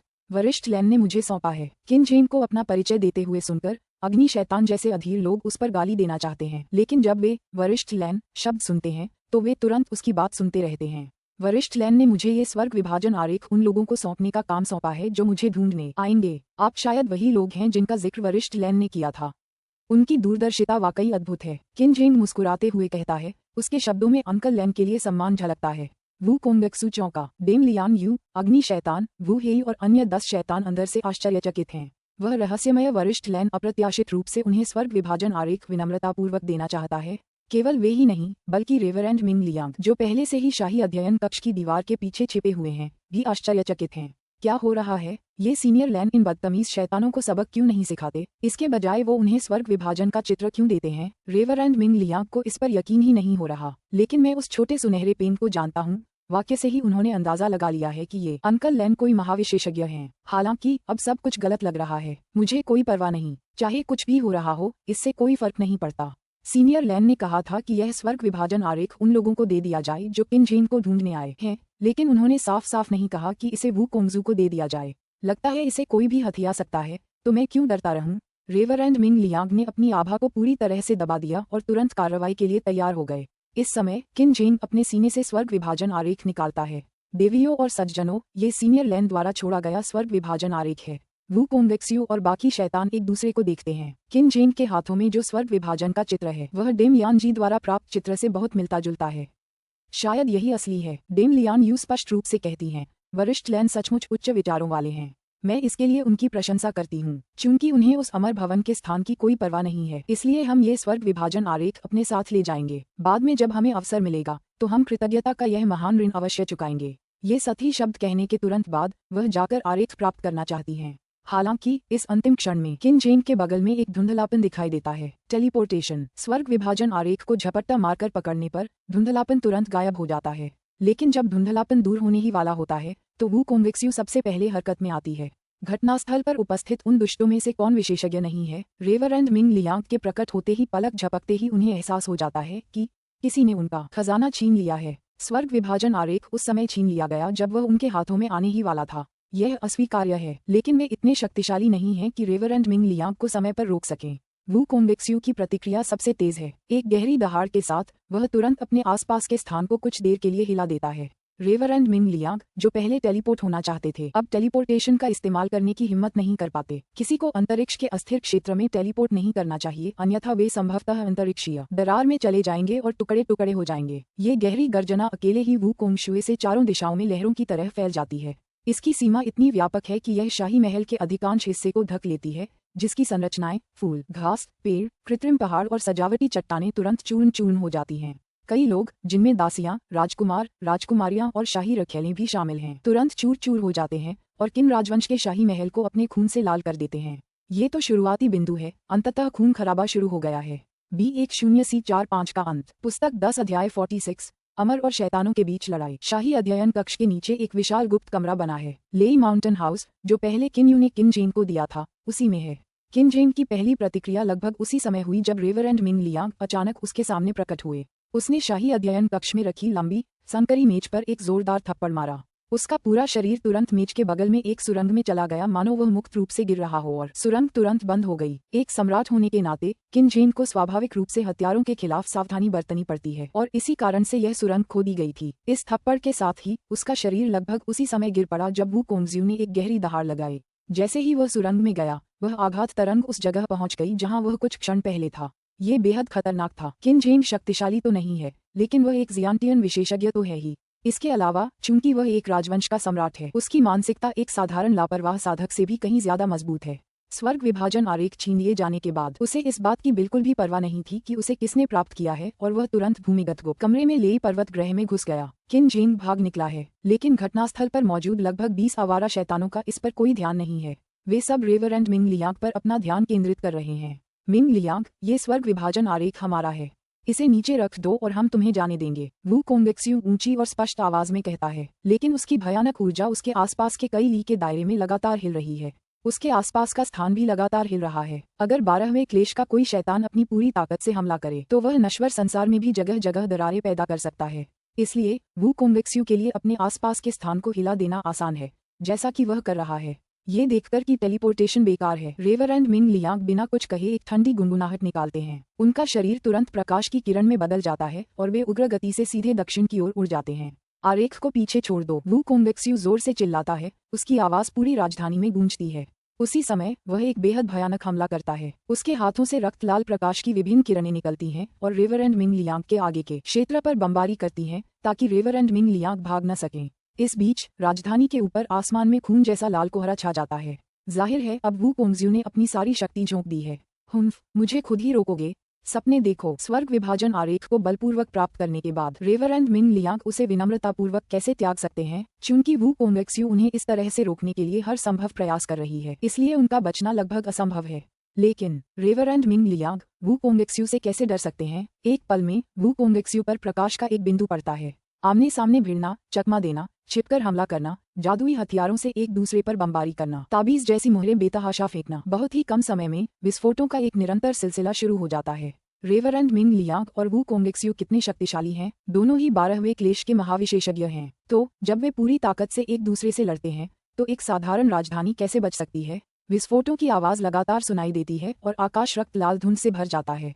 वह रक्त लाल धुंध बहुत घनी है और जो भी मनुष्य इसकी रक्त की दुर्गंध को सूंघता है, वह इस दुर्गंध से पूरी तरह भयभीत हो जाता है। राजधानी के वायु क्षेत्र में इतनी घनी रक्तिम धुंध छाई हुई है कि राजधानी में हर किसी को ऐसा लग रहा है मानो आसमान गिर पड़ा हो और प्रलय आ गया हो। यह न्याय का दिन है, यह न्याय का दिन है। एक विद्वान घबराहट में बेतहाशा भाग रहा है, फिर वह लापरवाह हो जाता है और जमीन पर गिर पड़ता है। हालांकि क्योंकि राजधानी की सड़कों पर लगभग सभी लोग बेतहाशा भाग रहे हैं, विद्वान की तुरंत कुचलकर मौत हो जाती है। उसकी पीली सफेद हड्डियां पैरों से टुकड़ों में टूटकर उसके शरीर से बाहर निकल आती हैं। ये दृश्य देखने में बहुत भयानक है, लेकिन किसी का इस पर ध्यान नहीं जाता, क्योंकि आज प्रलय का दिन है। इस तरह के दृश्य अब लगभग हर जगह देखे जा सकते हैं। धमाका, रेवरेंड मिंग लियांग वुकोंगवेक्स्यू के हमले से बचते हैं। ये हमला राजधानी की एक सड़क पर होता है। तुरंत ही टक्कर स्थल से एक आघात तरंग चारों दिशाओं में कई सौ मीटर के दायरे में फैल जाती है, मानो कोई सूर्य अपनी पूरी रोशनी बिखेर रहा हो। टक्कर स्थल के कई सौ मीटर के दायरे में सब कुछ चूर्ण चूर्ण हो जाता है। केंद्र से कई सौ मीटर से लेकर कई ली तक के क्षेत्र में सभी इमारतें ढह जाती हैं। अनगिनत लोग कुचलकर मर जाते हैं और राजधानी खून से लाल हो जाती है। जियाओ यंग, जल्दी वापस आओ। एक विवाहित महिला चिंतित होकर चिल्ला रही है। कौन कह सकता है कि साम्राज्यों के बीच युद्ध सबसे भयानक होते हैं? साम्राज्यवादी युद्धों में भी मनुष्यों के पास भागने या प्रतिरोध करने या अपनी जान बचाने की क्षमता होती है। हालांकि जब एक 12वें क्लेश का भटका हुआ शैतान और एक 12वें क्लेश का भटका हुआ अमर इस तरह पागलों की तरह लड़ रहे हों, तो ये प्रलय का दिन है। अब नश्वर केवल हताश होकर भाग सकते हैं। उनमें प्रतिरोध करने की बिल्कुल भी क्षमता नहीं है और उनके पास यह आशा करने के अलावा कोई विकल्प नहीं है कि ऐसा विस्फोट उन पर न हो। प्रकाश की 2 किरणें हवा में बहुत तेजी से चमक रही हैं। वे पल भर में पूर्वी राजधानी से राजधानी के पश्चिमी उपनगर में उड़ जाते हैं। वे जहां भी जाते हैं हवा में विस्फोट हो जाता है। ये दोनों महाविशेषज्ञ पूरी तरह से उत्तेजित हो चुके हैं। दोनों में से कोई भी पीछे हटने को तैयार नहीं है। वुकोंगवेक्स्यू किसी भी कीमत पर उस स्वर्ग विभाजन आरेख को छीनना चाहता है, जबकि रेवरेंड मिंग लियांग पूरी ताकत से उसकी रक्षा करना चाहता है। किन राजवंश की राजधानी 2 महाविशेषज्ञों के बीच लड़ाई के कारण कराह रही है और विलाप कर रही है। शहर की दीवारें टूट जाती हैं, घर ढह जाते हैं, महल फट जाते हैं, कटे हुए अंग उड़ जाते हैं, खून जमीन पर बिखर जाता है, हर जगह चीख पुकार सुनाई देती है। ये दुखद है। इस निरंकुश सत्ता के आगे गरीब और रईस दोनों ही असहाय हैं। सभी स्वर्ग से रक्षा की प्रार्थना कर रहे हैं और प्रार्थना कर रहे हैं कि इन 2 महाविशेषज्ञों का कोई भी हमला उन पर न पड़े। लेई माउंटेन हाउस में किन जेन का चेहरा घबराहट से भरा हुआ है। अब उसके अधीन 3 संरक्षक हैं, एक मध्य डोंगक्सू अवस्था में और 2 प्रारंभिक डोंगक्सू अवस्था में। वह संरक्षक यांग, जो उत्तर डोंगक्सू अवस्था में था, अभी अभी वुकोंगवेक्स्यू की गहरी दहाड़ से बिना किसी प्रतिरोध के मारा गया था। अगर किन जेन थोड़ा भी धीमा होता या उसकी मानसिकता थोड़ी भी कमजोर होती तो शायद उसका भी यही हश्र होता। जहां तक इन तीनों रक्षकों की बात है, वे हमेशा से लेई माउंटेन हाउस में ही रहते आए हैं। महाराज, अपनी पवित्र बुद्धि से जांच करने पर मैंने पाया है कि शाही अध्ययन कक्ष सहित शाही महल का लगभग 60% हिस्सा उस गर्जना से धूल में बदल गया था और बाकी 40% उन 2 विशेषज्ञों के आपस में लड़ते समय उड़ गया। डोंगक्सू मंच के बीच में खड़े रक्षक लियांग शेन सम्मानपूर्वक कहते हैं। किन जेन के चेहरे का रंग बदल जाता है। आपका मतलब है कि शाही महल में मेरे अलावा हर कोई मर चुका है? वह इस नतीजे को स्वीकार नहीं कर सकता। लियांग शेन जल्दी से बोला, महाराज, सभी लोग मरे नहीं हैं। आपके अलावा वे सभी जो उस महापापी शैतान की शुरुआत में की गई गहरी दहाड़ की सीमा में थे, मर चुके हैं। जहां तक शाही महल के बाकी 40% हिस्से की बात है, भले ही वह दोनों विशेषज्ञों के बीच लड़ाई की ऊर्जा से तबाह हो गया था, यहाँ बचे हुए राजकुमार, राजकुमारियां और शाही रखैलें उस पाखंडी शैतान की दहाड़ के बाद पहले ही भूमिगत गुप्त कमरों में छिप गए थे। किन जेन का दिल थोड़ा शांत हो गया, लेकिन इसका कोई मतलब नहीं है महाराज। वे 2 अति निर्विकार साधक सचमुच बहुत शक्तिशाली हैं। जब उनका कोई हमला गलती से होता है, चाहे वे जमीन के नीचे छिपे हों या नहीं, तो उसके कुछ दसियों मीटर के दायरे में मौजूद लोग विस्फोट में मारे जाएंगे। लियांग शेन आगे कहते हैं। किन जेन क्रोधित है। मुझे बताओ, मेरे कितने राजकुमार अभी भी जीवित हैं? लियांग शेन सम्मानपूर्वक कहते हैं। शुरुआत में शाही महल के उस 40% हिस्से में 13 राजकुमारों में से 6 अभी भी जीवित हैं। ये सभी 6 राजकुमार भूमिगत गुप्त कमरों में छिपे हुए हैं। हालांकि चूंकि उन्हें लेई पर्वत ग्रह का संरक्षण प्राप्त नहीं है, इसलिए यदि उन 2 अति निर्लज साधकों के हमलों से उत्पन्न आघात तरंग उन तक पहुंचती है, तो संभवतः वे अपनी जान गंवा देंगे। 2 12वें क्लेश मुक्त अभ्यासी, अगर उनका कोई आकस्मिक प्रहार भी जमीन पर गिरता है, तो जमीन की सतह से कुछ 10 मीटर नीचे मौजूद लोग निश्चित रूप से मर जाएंगे, और जमीन से कुछ 100 मीटर ऊपर मौजूद लोग भी, और प्रभाव स्थल से कुछ 1000 मीटर के दायरे में मौजूद संरचनाएं ढह जाएंगी। लेकिन किन जेन भूमिगत रह रहा है और लेई माउंटेन हाउस द्वारा संरक्षित है, इसलिए वह सुरक्षित है जब तक कि वे 2 अति निर्लज अभ्यासी उसे मारना नहीं चाहते, क्योंकि उनके आवारा हमले लेई माउंटेन हाउस को नहीं उड़ा सकते। जब ये लड़ाई खत्म हो जाएगी तो उनमें से कितने जिंदा बचेंगे? किन जेन का दिल निराशा और घृणा से भर गया। महारानी और महिलाओं के बारे में क्या? वह अधिक जानकारी के लिए पूछता है। महारानी और शाही उपपत्नियां सभी एक ही इलाके में रहती थीं। किन जेन के अनुमान के अनुसार वह इलाका उस अति विकृत साधक द्वारा शुरू में किए गए गहरे गर्जना हमले की सीमा में ही होना चाहिए, इसलिए ये बहुत संभव है कि वे सभी पहले ही मर चुकी हों। किन जेन ने लियांग शेन से उनके बारे में सिर्फ इसलिए पूछा क्योंकि उसे ये स्वीकार करना बहुत मुश्किल लग रहा था। लियांग शेन के पास अपना सिर हिलाने के अलावा कोई विकल्प नहीं है। लेडी वान, लेडी लिंग, अपनी परिचित उपपत्नियों को याद करते हुए किन जेन को दिल का दर्द महसूस होता है। आह टिल्डर टिल्डर टिल्डर टिल्डर टिल्डर। वह गहरी आवाज में चिल्लाता है, उसका पूरा शरीर कांपने लगता है। उसके हाथ गुस्से से मुट्ठियों में भींचे जा रहे हैं और उसके नाखून उसकी हथेलियों में धंस चुके हैं, जिससे उसका खून बूंद बूंद गिर रहा है। महाराज, एक महिला अभी भी जीवित है। वह लेडी गोंग है, 5वें राजकुमार की माँ। अब लेडी गोंग और 5वां राजकुमार दोनों 5वें राजकुमार के रहने के कमरे के नीचे बने गुप्त कमरे में छिपे हुए हैं। वे दोनों अभी भी जीवित हैं। लियांग शेन अचानक कहता है। किन जेंग चौंका। क्या केवल एक ही बचा है? किन जेंग को तुरंत याद आ गया कि कल रात उसने किसी और से नहीं बल्कि लेडी गोंग से मुलाकात की थी। उसने तो उससे ये भी कहा था कि वह आज अपने बेटे से मिलने जाएगी। किसने सोचा था कि इस वजह से वह एक बड़ी मुसीबत से बच पाएगी? बेशक ये कहना अभी भी कठिन है कि वह जीवित बच पाएगी या नहीं। आखिरकार 2 अति लापरवाह चिकित्सक अभी भी पागलों की तरह लड़ रहे हैं। कुछ समय के बाद महाराज, राजधानी का वायु क्षेत्र फिर से शांत हो गया है। लगता है वे सभी लापरवाह अभ्यासी विशेषज्ञ पहले ही जा चुके हैं। लियांग शेन अचानक कहते हैं। रेवरेंड मिंग लियांग और वू कोंगवेक्स्यू अत्यंत शक्तिशाली हैं, इसलिए उनकी गति वाकई अद्भुत है। कुछ ही देर में वे आपस में लड़ते हुए कई हजार ली दक्षिण की ओर चले गए हैं। रेवरेंड मिंग लियांग को टेलीपोर्टेशन का इस्तेमाल करके भागने से रोकने के लिए वू कोंगवेक्स्यू रास्ते में अपनी भयानक ऊर्जा से उसके आसपास के अंतरिक्ष को हिला देता है। जहां भी वे दोनों उड़ते हैं वहां सभी संरचनाएं चूर्ण चूर्ण हो जाती हैं और नश्वर और शिवजेनिस्ट दोनों ही टुकड़े टुकड़े हो जाते हैं। खून का रास्ता। यह निश्चित रूप से पहली बार है जब वू कोंगवेक्स्यू और रेवरेंड मिंग लियांग अपने वर्तमान स्तर पर पहुंचने के बाद एक दूसरे से लड़ने के लिए पूरी ताकत से आगे आए हैं। उन्हें इंसानों को होने वाले नुकसान की परवाह कैसे हो सकती है? उन्होंने किन राजवंश की राजधानी से लड़ाई शुरू की और फिर एक दूसरे से लड़ते हुए तेज रफ्तार से दक्षिण की ओर बढ़ना शुरू कर दिया। इसके बाद वे कई दर्जन शहरों से गुजरे। हालांकि इनमें से ज्यादातर शहरों को किन साम्राज्य की राजधानी जितना नुकसान नहीं पहुंचा, फिर भी उनकी संरचनाएं लगभग पूरी तरह से नष्ट हो गईं और हर शहर अपनी कम से कम आधी आबादी खो बैठा। किन साम्राज्य की राजधानी से लेकर मिंग साम्राज्य के लानशान शहर तक हजारों ली का ये युद्ध पथ रक्तपात का पथ है। इस पथ पर मरने वालों की संख्या करोड़ों में है, जो युद्ध में मरने वालों की संख्या से भी कहीं ज्यादा है। कई दर्जन शहर नष्ट हो चुके हैं, जिससे आर्थिक क्षति आश्चर्यजनक रूप से उच्च स्तर पर पहुंच गई है। हाँ, वू कोंगवेक्स्यू, ये स्वर्ग विभाजन आरेख निश्चित रूप से हमारा है। अब समय आ गया है कि आप सब सपने देखना छोड़ दें। जियांग स्कूल के 11वें क्लेश मुक्त अमर रेवरेंड ची यांग अहंकारी हंसी के साथ कहते हैं। जियुक्सीनवादियों की छिपी हुई शक्तियां अंततः प्रकट हो गई हैं। अब 12वें क्लेश के मुक्त अमर रेवरेंड मिंग लियांग को 4 11वें क्लेश के मुक्त अमरों का समर्थन प्राप्त है, जिनमें रेवरेंड मिंग शान, रेवरेंड लैनबिंग, जियांग स्कूल के रेवरेंड ची यांग और लायांग स्कूल के जू युयांग शामिल हैं। इन चारों में लायांग स्कूल के जू युयांग सबसे शक्तिशाली हैं। रेवरेंड मिंग लियांग वू कोंगवेक्स्यू से लड़ते हैं। लेनयांग स्कूल के जू युयांग वू हे से लड़ते हैं। रेवरेंड ची यांग अग्नि शैतान से लड़ता है। रेवरेंड लैनबिंग डिंग लियांग यू से लड़ता है। रेवरेंड मिंग शान अन्य 108वें क्लेश, 9वें क्लेश और 10वें क्लेश के ढीले अमरों का नेतृत्व करते हुए दुश्मन के अन्य 10 ढीले शैतानों से लड़ते हैं। नश्वर जगत में शैतानी मार्ग और अमर मार्ग के बीच ये भीषण युद्ध सचमुच दुनिया को हिला देने वाला है। वे किन साम्राज्य की राजधानी से लेकर मिंग साम्राज्य के सबसे दक्षिणी शहर लानशान शहर तक लड़ते रहे हैं। अब दोनों पक्षों की सेनाएं असीम सागर के ऊपर आकाश में बेतहाशा लड़ रही हैं। रेवरेंड मिंग लियांग के चेहरे पर निर्दयता की एक झलक दिखाई देती है। वे अपना दाहिना हाथ तब तक ऊपर उठाते हैं जब तक वह क्षैतिज न हो जाए। फिर उनके हाथ की तर्जनी के सिरे से एक अत्यंत चमकदार प्रकाश बिंदु निकलता है। ये सूर्य के समान चकाचौंध करने वाला है। इस क्षण सूर्य की चमक भी इस एक प्रकाश बिंदु के आगे फीकी पड़ जाती है। वू कोंगवेक्स्यू के चेहरे का रंग बदल गया। तो क्या आप अपनी जान जोखिम में डालना चाहते हैं? वह जानता है कि रेवरेंड मिंग लियांग की यह चाल कितनी जबरदस्त है, लेकिन ये चाल इस्तेमाल करने वाले को दुश्मन को होने वाले नुकसान से 80% ज्यादा नुकसान पहुंचाती है। रेवरेंड मिंग लियांग ने इस चाल का इस्तेमाल कभी नहीं किया, सिवाय इसके कि उन्हें अपनी जान जोखिम में डालनी पड़ी हो। हालांकि अब अगर वह वू कोंगवेक्स्यू से नहीं लड़ता है तो वह बच नहीं पाएगा। तारकीय प्रज्वलन अंतरिक्ष भेदी प्रकाश बिंदु वू कोंगजू पर लगातार प्रहार करता है। साथ ही जहां भी वह जाता है वहां का स्थान पूरी तरह से कट जाता है और उस स्थान में एक छोटा सा छेद सा हो जाता है। वू कोंगजू के चेहरे का रंग तेजी से बदल जाता है क्योंकि उस स्थानिक दरार का भयानक आकर्षण उस तक तुरंत पहुंच जाता है और क्योंकि प्रकाश का ये बिंदु वाकई बहुत तेज है, वह अपने दांत भींच लेता है। पल भर में उसका चेहरा एकदम लाल हो जाता है और उसका पूरा शरीर भी लाल हो जाता है, मानो उबल रहा हो। फिर वह चकमा देने के लिए प्रकाश की किरण की तरह बहुत दूर चला जाता है।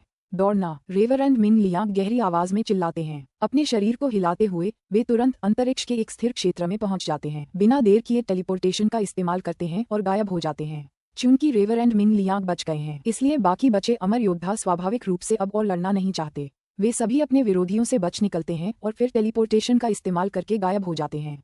शैतानी मार्ग और अमर मार्ग के बीच इस युद्ध में सभी 11वें क्लेश विशेषज्ञों को अलग अलग स्तर की चोटें ही लगीं। लेकिन 8वें क्लेश, 9वें क्लेश और 10वें क्लेश के कई विशेषज्ञ मारे गए क्योंकि दोनों पक्ष एक दूसरे से बुरी तरह लड़ रहे थे। वू कोंगेक्स्यू, डिम लियान यू, अग्नि शैतान वू हेई और अन्य दुष्ट शैतानों के चेहरे पर गंभीर भाव हैं। ये नीच लोग, अग्नि शैतान अत्यंत क्रोधित है। वू कोंगज्यू ने ठंडे स्वर में कहा, चलो तुरंत टैंगलोंग महाद्वीप लौटते हैं। चाहे कुछ भी हो, हमें ये हिसाब बराबर करना ही होगा। हम्फ, मिंग लियांग, उसने ऐसा अपमान पहले कभी नहीं सहा था। स्वर्ग विभाजन आरेख उसके हाथ में आने ही वाला था कि अचानक किसी और ने उसे छीन लिया। इस पर वह क्रोधित कैसे न हो। चल दर, वू कोंगेक्स्यू आदेश देता है। सभी शैतान तुरंत टेलीपोर्टेशन का इस्तेमाल करके अपनी पूरी रफ्तार से गोल्डन ट्री द्वीप की ओर दौड़ पड़ते हैं। उनके गायब होने के कुछ समय बाद समुद्र के ऊपर आकाश में, जहां अभी युद्ध चल रहा था, कई आकृतियां दिखाई देती हैं। इनका नेता कोई और नहीं बल्कि केंद्रीय शासक और जंगल का राजा यू लियांग है। B10C46 का अंत। पुस्तक 10 अध्याय 47। विशाल रोश। उसका शरीर बहुत दुबला पतला है, लेकिन उसकी त्वचा जैड जैसी सुंदर है। उसकी आंखें बड़ी नहीं हैं, लेकिन उनमें बिजली की चमक इकट्ठी होती प्रतीत होती है। ये यू लियांग है, जो 12वें क्लेश का एक ढीला दानव है और जंगल का नंबर 1 विशेषज्ञ है। उसके पीछे 3 व्यक्ति खड़े हैं। उनमें से एक दुबला पतला है और उसकी आंखें जहरीले सांप जैसी डरावनी हैं और उसका पूरा शरीर एक विशाल काले वस्त्र में लिपटा हुआ है, जिससे वह बर्फ जैसा ठंडा, छायादार और भयानक लग रहा है। ये यू लियांग के बाद दूसरा सबसे बड़ा विशेषज्ञ है और यू लियांग के अधीन 3 बड़े राक्षसों का मुखिया है। 11वें क्लेश का दुष्ट दानव, दिव्य पशु हाइड्रा कोंगकाओ। एक और व्यक्ति कद काठी में यू लियांग जैसा ही है, लेकिन उसके शरीर की मांसपेशियां सुडौल हैं और उसकी त्वचा काले साटन जैसी दिखती है।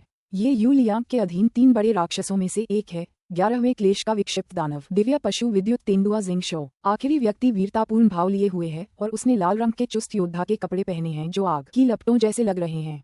उसके पूरे शरीर की मांसपेशियां मानो चट्टान से तराशी गई हों। ये यू लियांग के अधीन 3 बड़े राक्षसों में से आखिरी है। 11वां क्लेश का ढीला दानव, दिव्य पशु उग्र चट्टानी सिंह वूशान। ढीले राक्षस असाधारण रूप से शक्तिशाली होते हैं। ये 3 बड़े ढीले राक्षस केवल 11वें क्लेश के विशेषज्ञ हैं, लेकिन चूंकि ये दिव्य राक्षस हैं, इसलिए ये सामान्य 11वें क्लेश के ढीले शैतानों और ढीले अमरों से स्पष्ट रूप से अधिक शक्तिशाली हैं। इनमें से कोई भी शक्ति में वू हेई के लगभग बराबर है। सर, वह ink wash painting Reverend Ming Liang पहले ही ले जा चुके हैं। अब हम, जिंग शॉ ने धीरे से पूछा। वू शान की गहरी, मजबूत आवाज ऊंची हुई। जिंग शॉ, वे भटके हुए अमर और भटके हुए शैतान हमसे कहीं कमजोर हैं। ज्यादा मत सोचो। क्या ये बेहतर नहीं होगा कि हम सीधे टैंगलोंग महाद्वीप पर जाकर उन्हें लूट लें? कोंगकाओ कुछ नहीं कहता और केवल यू लियांग को देखता रहता है। यू लियांग ने धीरे से सिर हिलाया और धीरे से कहा, आमतौर पर छुट्टा अमर और छुट्टा शैतानों की व्यक्तिगत शक्ति में कोई खास बात नहीं होती, लेकिन ये रेवरेंड मिंग लियांग और वू कोंगेक्स्यू अपवाद हैं।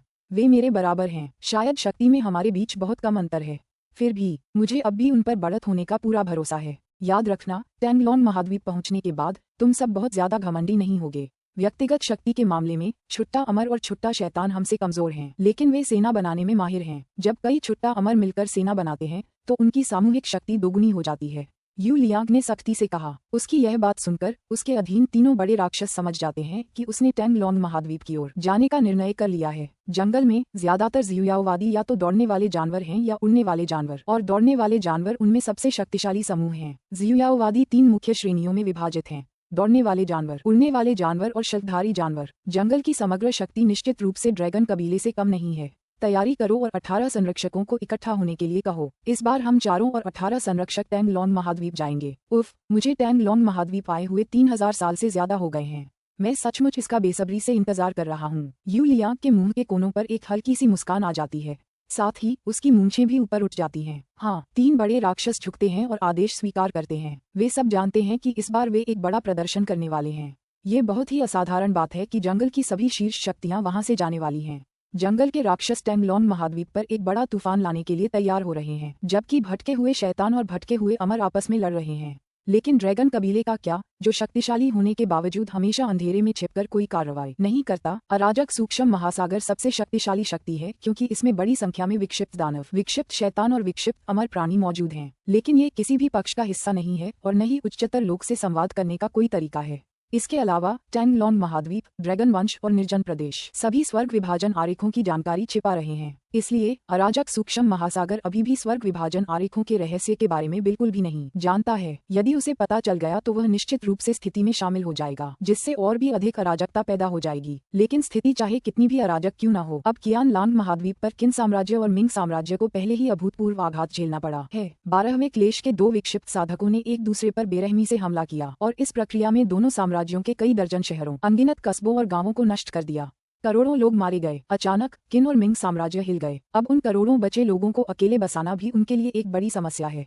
किन साम्राज्य की स्थिति सबसे खराब थी। नष्ट हुए कई दर्जन शहरों में से किन साम्राज्य की राजधानी को सबसे ज्यादा नुकसान हुआ, जहां उसकी 90% से ज्यादा आबादी मारी गई और 10% से भी कम लोग बच पाए। इनमें से ज्यादातर बचे लोगों को इस नरसंहार से सुरक्षित बचने के लिए तहखानों या भूमिगत को कमरों में छिपना पड़ा। कुछ लोग ऐसे भी थे जो राजधानी के किसी खास कोने में थे और इतने भाग्यशाली थे कि ढहती इमारतों से नहीं मारे गए। फिलहाल किन जेंग राजधानी के बाहरी इलाके में एक जागीर में रह रहे हैं। राजधानी के बाहर तैनात ज्यादातर सैनिक बच गए हैं और अब वे आपदा से उत्पन्न समस्याओं से निपट रहे हैं। महाराज, राजधानी की मूल जनसंख्या लाखों में थी, लेकिन अब बचे हुए लोगों की संख्या केवल लगभग 1 लाख है और वे केवल इसलिए बच पाए क्योंकि उन 2 महाविशेषज्ञों का राजधानी को नष्ट करने का कोई इरादा नहीं था। जनरल वांग जी का चेहरा भी दुख से भरा हुआ है। आखिरकार बहुत से लोग मारे गए हैं, वांग जी आगे कहते हैं, लेकिन सबसे बड़ा नुकसान ये है कि हमारे किन राजवंश के ज्यादातर महत्वपूर्ण अधिकारी जो राजधानी में रहते थे और जिन्हें सुबह सुबह दरबार में जाने का अधिकार था, अब मर चुके हैं। सिर्फ श्रम मंत्री ली यूं ही जीवित हैं। किन जेंग अंदर से और भी दुखी महसूस करता है। उनके वंश के अधिकांश महत्वपूर्ण नागरिक अधिकारी और सैन्य अधिकारी एक साथ मारे गए। एक राजवंश के लिए ऐसी घटना निश्चित रूप से एक करारा झटका होती है। सौभाग्य से अन्य शहरों के राज्यपाल, सेनापति और सेनाएं सुरक्षित बच गईं।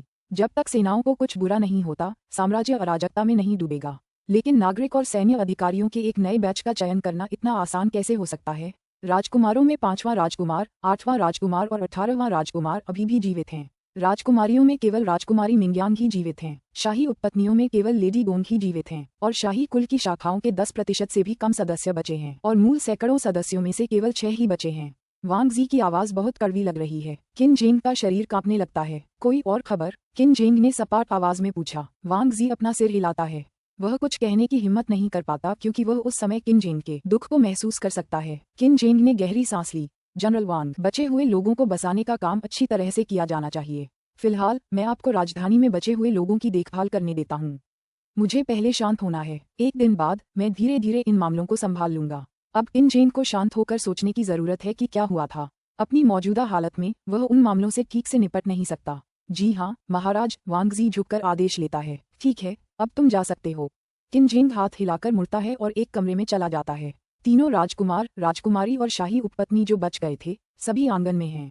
उनमें से किसी की भी हिम्मत नहीं होती कि वह किन जेंग को परेशान करने के लिए उस कमरे में घुसे।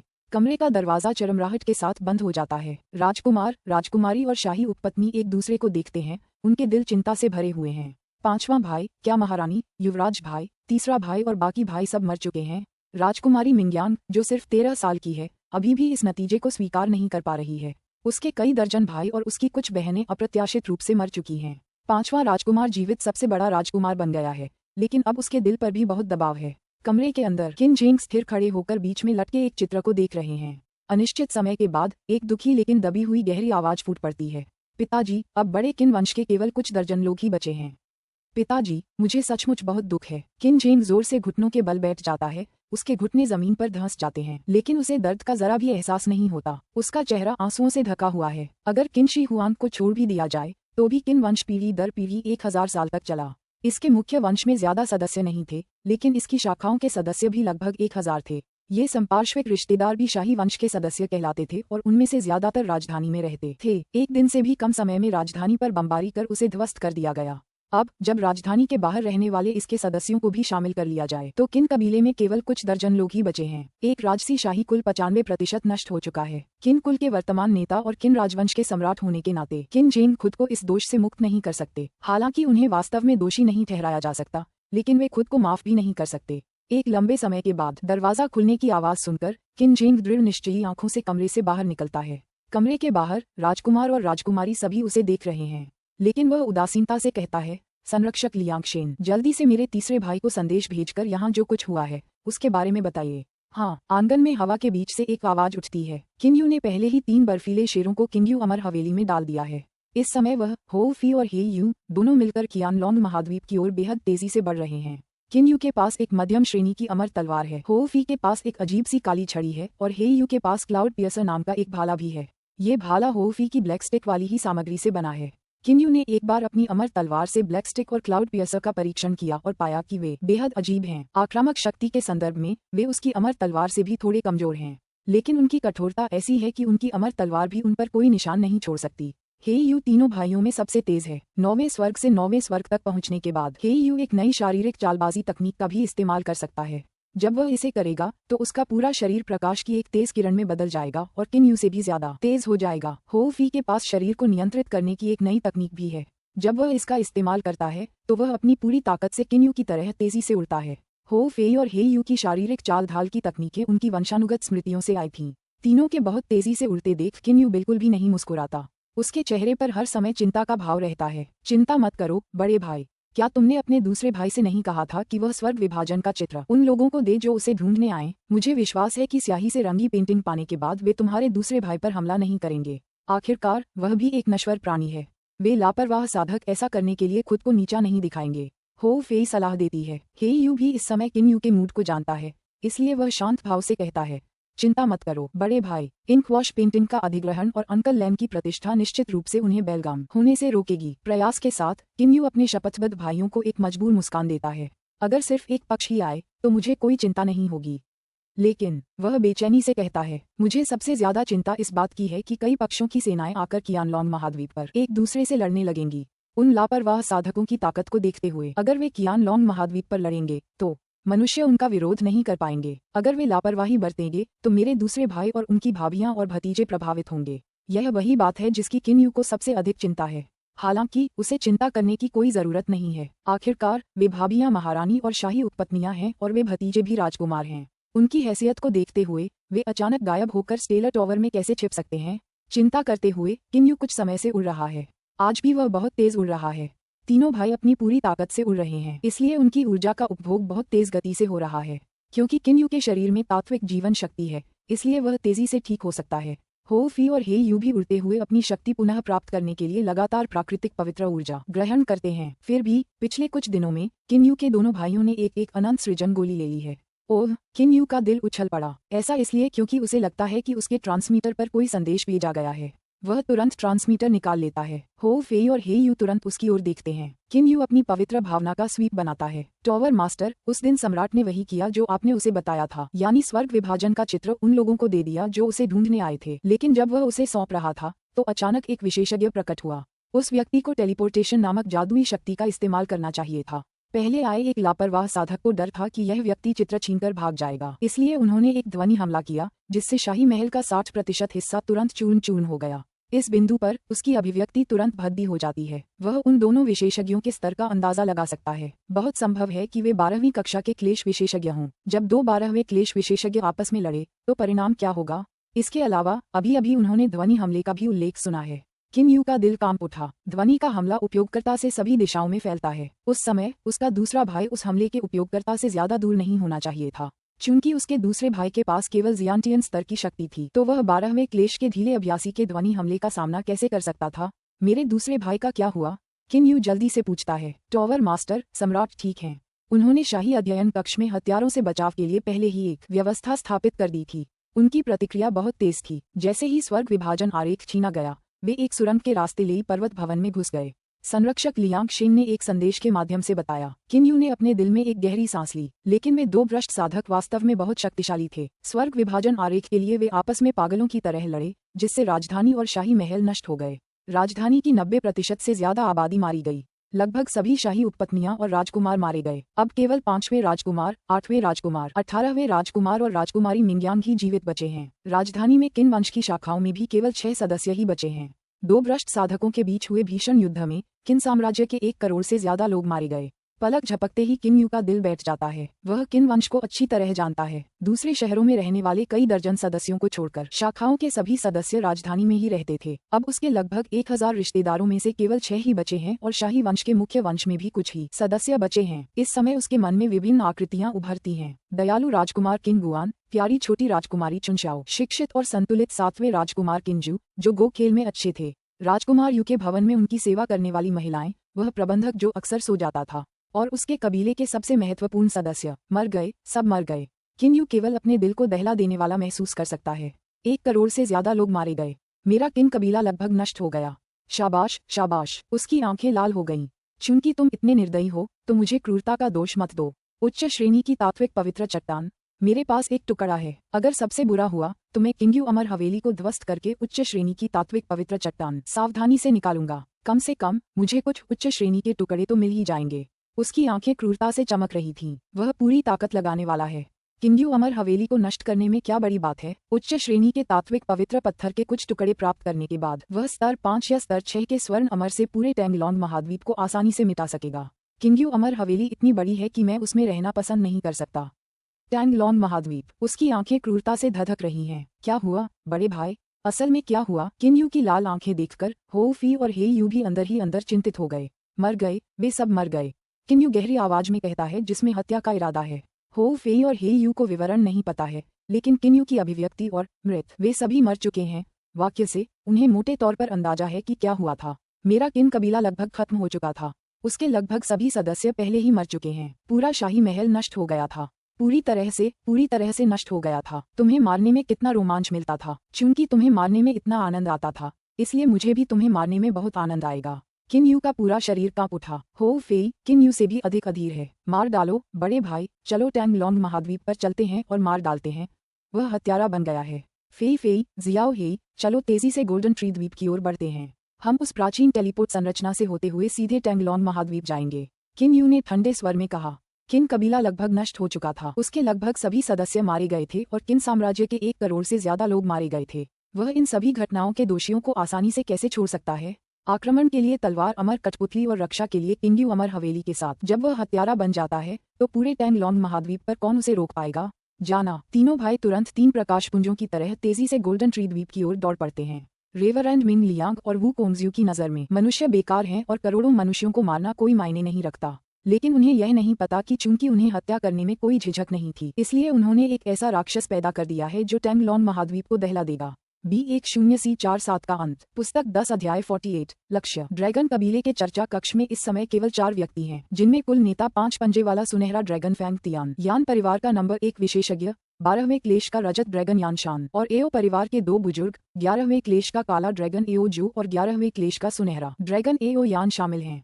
ये 4 व्यक्ति ड्रैगन कबीले के शीर्षस्थ अधिकारी हैं। नेताजी, कुछ समय पहले ही वू कोंगवेक्स्यू ने कुछ शैतानों को स्टेलर टॉवर पर हमला करने के लिए प्रेरित किया था, लेकिन वे स्टेलर टॉवर की रक्षात्मक संरचना को तोड़ नहीं पाए। एओ यान कहते हैं, जो बाईं और पहली सीट पर बैठे हैं। ड्रैगन कबीले के नेता फेंग तियान ने भौहें चढ़ाईं। वू कोंगवेक्स्यू और ये शैतानों का झुंड भी स्टेलर टॉवर की रक्षात्मक संरचना को नहीं तोड़ सका। क्या तुम्हें यकीन है वह वू कोंगवेक्स्यू की शक्ति को जरूर जानता है। पूरी नश्वर दुनिया में उसके और शैतान पिंग द्वीप के जोंग जुए के अलावा कोई भी वू कोंगवेक्स्यू को निश्चित रूप से नहीं हरा सकता। इसलिए यह अंदाजा लगाना आसान है कि वू कोंगवेक्स्यू कितना शक्तिशाली है। लेकिन वू कोंगवेक्स्यू आवारा शैतानों के एक समूह के साथ मिलकर भी स्टेलर टॉवर की रक्षात्मक संरचना को तोड़ने में नाकाम रहा। ये कैसी संरचना है? मुझे इस बात का पूरा यकीन है नेताजी। मुझे भी पहले शक था, लेकिन अब ये सच है। मैंने अपने अधीनस्थ को पहले ही उत्तरी क्षेत्र में स्थित एजियो ड्रैगन पैलेस से एक ट्रांसमीटर के जरिए संपर्क करने को कह दिया है। एजियो ड्रैगन पैलेस के स्टेलर टॉवर में छिपे घुसपैठिए ने भी यही सूचना दी थी। एओ यान पूरे यकीन के साथ कहता है। ये जानकारी पाकर वह भी हैरान रह गए, लेकिन ये सच है। ड्रैगन कबीले का नंबर 2 विशेषज्ञ यान शान धीरे से कहता है। नेता, मुझे लगता है कि हमने स्टेलर टॉवर के पीछे छिपे उस अमर को कम करके आंका होगा। भले ही वह खुद एक साधारण 12वें क्लेश का अमर हो, फिर भी उसे नश्वर संसार में संरचनाएं स्थापित करने का नंबर 1 विशेषज्ञ कहा जा सकता है। नश्वर दुनिया में नंबर 1 गठन विशेषज्ञ। यदि उसने वास्तव में एक रक्षात्मक संरचना स्थापित की थी जिसे वू कोंगवेक्स्यू और उसका समूह एकजुट होने के बावजूद नहीं तोड़ सका, तो वह नश्वर दुनिया में नंबर 1 संरचना विशेषज्ञ कहलाने का हकदार है। संपूर्ण नश्वर जगत में नंबर 1 संरचना टैंगलोंग महाद्वीप पर किंगसू पर्वत पर स्वर्गीय महल के चारों ओर स्थित 10 विकासात्मक भ्रमात्मक संरचना होनी चाहिए। पौराणिक कथा के अनुसार ये संरचना अमर लोक की एक गूढ़ संरचना है।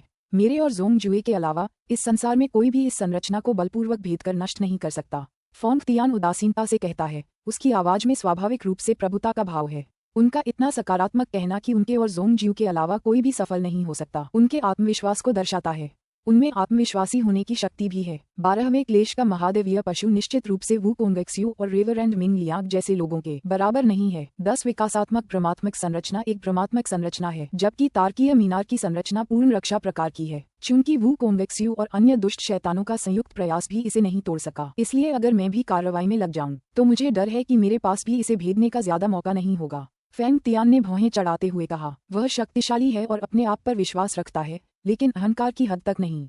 यदि एक रक्षात्मक संरचना वुकोंगेक्स्यू और अन्य ढीले शैतानों के समूह के संयुक्त हमले का सामना करने में सक्षम थी, तो इसे तोड़ना इतना आसान कैसे हो सकता है? ठीक है, वुकोंगेक्स्यू और उसके साथियों ने स्टेलर टॉवर की रक्षात्मक संरचना को नष्ट करने में विफल रहने के बाद क्या किया? मुझे नहीं लगता कि वे घर जाएंगे, फैंग तियान मुस्कुराते हुए कहता है। एओ यान मुस्कुराते हुए सिर हिलाते हुए कहता है, ठीक वैसा ही हुआ जैसा आपने कहा, नेताजी। वुकोंगेक्स्यू और उसके अधीनस्थ स्टेलर टॉवर की सुरक्षा को भेद नहीं पाए, इसलिए वे किन साम्राज्य की राजधानी की ओर चल पड़े। मेरे अनुमान से उन्हें किन यू के भाई किन राजवंश के सम्राट किन जीन को धमकाने के लिए पकड़ना चाहिए था। वे सचमुच किसी भी हद तक नहीं रुकते। एओजू और यान शान दोनों तिरस्कार के साथ कहते हैं, ड्रैगन कबीला दिव्य जानवरों का कबीला है, इसलिए स्वाभाविक रूप से वे असाधारण रूप से घमंडी हैं। अगर वे कोई खजाना छीनना चाहें तो खुलेआम ऐसा करेंगे। ड्रैगन कबीले के विशेषज्ञ किसी के रिश्तेदारों को धमकाने के लिए उन्हें जब्त करने से जरूर कतराते हैं। एओ यान मुस्कुराते हुए आत्मविश्वास से कहता है। एओ जू, यान शान, नेता, मुझे लगता है कि आप सभी निश्चित रूप से परिणाम की कल्पना नहीं कर सकते, हमें अंदाजा लगाने मत दीजिए। फैंग तियान उदासीन मुस्कान के साथ कहता है, शायद वुकोंगेक्स्यू और उसके अधीनस्थ सिर्फ किन यू को धमकाने के लिए किन जीन को पकड़ना चाहते थे। किसने सोचा होगा कि स्वर्ग विभाजन का चित्र किन जीन के शरीर पर था, इसलिए जब वुकोंगेक्स्यू आया तो किन जीन ने उसे सीधे उसे दे दिया। लेकिन उसी क्षण रेवरेंड मिंग लियांग तुरंत हरकत में आ गए। एओ यान जो कुछ भी कहता है वह उसकी खुफिया जानकारी का सारांश है। वह जानता है कि वुकोंगेक्स्यू और उसके गुर्गे राजधानी में पहले पहुंचे थे। रेवरेंड मिंग लियांग बाद में आए थे। दोनों पक्षों के विशेषज्ञों के बीच भीषण युद्ध भी हुआ था और अंत में स्वर्ग विभाजन आरेख रेवरेंड मिंग लियांग ने ही लिया था, इसलिए थोड़े से तार्किक तर्क से वह मामले की सच्चाई जान सकता है। रेवरेंड मिंग लियांग तुरंत हरकत में आ गए। हाँ, ये तो दिलचस्प है। फैंग तियान जोर से हंस पड़ा और साथ ही बाकी तीनों भी हंस पड़े। ड्रैगन कबीले के विशेषज्ञों की नज़र में दुष्ट शैतानों और अमर प्राणियों के बीच की लड़ाई चाहे कितनी भी भयानक क्यों न हो, उनकी चिंता का विषय नहीं है। वे तो बस उदासीन दर्शक हैं। वे बहुत शक्तिशाली हैं, इसलिए न तो ढीले शैतानों का पक्ष और न ही ढीले अमरों का पक्ष उनके स्वर्ग विभाजन आरेख में रुचि लेने का साहस करता है। ये बहुत दिलचस्प है। एओ यान आगे कहता है, वुकोंगेक्स्यू रेवरेंड मिंग लियांग को स्वर्ग विभाजन आरेख के साथ भागने कैसे दे सकता था? इसलिए उसने और रेवरेंड मिंग लियांग ने किन साम्राज्य की राजधानी से लेकर समुद्र तक एक भयंकर युद्ध लड़ा। हे भगवान, कियान लॉन्ग महाद्वीप ने अनगिनत लोगों और यहाँ तक कि कई दर्जन शहरों को भी खो दिया। फैंग तियान और अन्य लोग कल्पना कर सकते हैं कि जब दो अति निर्लज अभ्यासकर्ता एक दूसरे से बुरी तरह लड़ रहे थे तो कैसा लगा होगा। उस स्थिति में वे नश्वर लोग चॉपिंग बोर्ड पर पड़ी मछली के समान होंगे, है ना? तभी रेवरेंड मिंग लियांग के अधीनस्थ भी समुद्र के ऊपर आकाश में प्रकट हुए। दोनों पक्षों की सेनाओं ने एक दूसरे से जमकर युद्ध किया और कई दुर्जेय अभ्यासियों को खो दिया। कई शीर्ष विशेषज्ञ घायल हो गए, लेकिन अंततः रेवरेंड मिंग लियांग स्वर्ग विभाजन आरेख के साथ टैंगलोंग महाद्वीप की ओर भागने में सफल रहे। एओ यान मुस्कुराते हुए कहता है, ड्रैगन कबीले के अन्य 3 शीर्ष विशेषज्ञ उसे ये सारी खुफिया जानकारी बताते हुए सुनते हैं जैसे कि वे कोई नाटक सुन रहे हों। फैंग तियान कुछ देर सोचता है और कहता है, कोई जल्दी नहीं है। मुझे लगता है कि वुकोंगेक्स्यू इस मामले को यहीं नहीं छोड़ेगा। इसके अलावा दानव जगत में ड्रैगन सम्राट के संदेश के आधार पर मैं यह निष्कर्ष निकाल सकता हूं कि इस स्वर्ग विभाजन आरेख में केवल दुष्ट शैतान और दुष्ट अमर ही रुचि नहीं रखते, जंगल के दुष्ट राक्षस भी इसे चाहते हैं। जंगल के उन्मुक्त राक्षस एओ जू, एओ यान और यान शान के हाव भाव बदल जाते हैं। जंगल एक ऐसी जगह है जहाँ ढेर सारे आवारा राक्षस इकट्ठा होते हैं जिनका असली रूप दौड़ते हुए जानवर हैं। कुल मिलाकर जंगल निश्चित रूप से ड्रैगन कबीले के बराबर है। जंगल के आवारा राक्षसों के पास कभी स्वर्ग विभाजन का कोई चित्र नहीं रहा।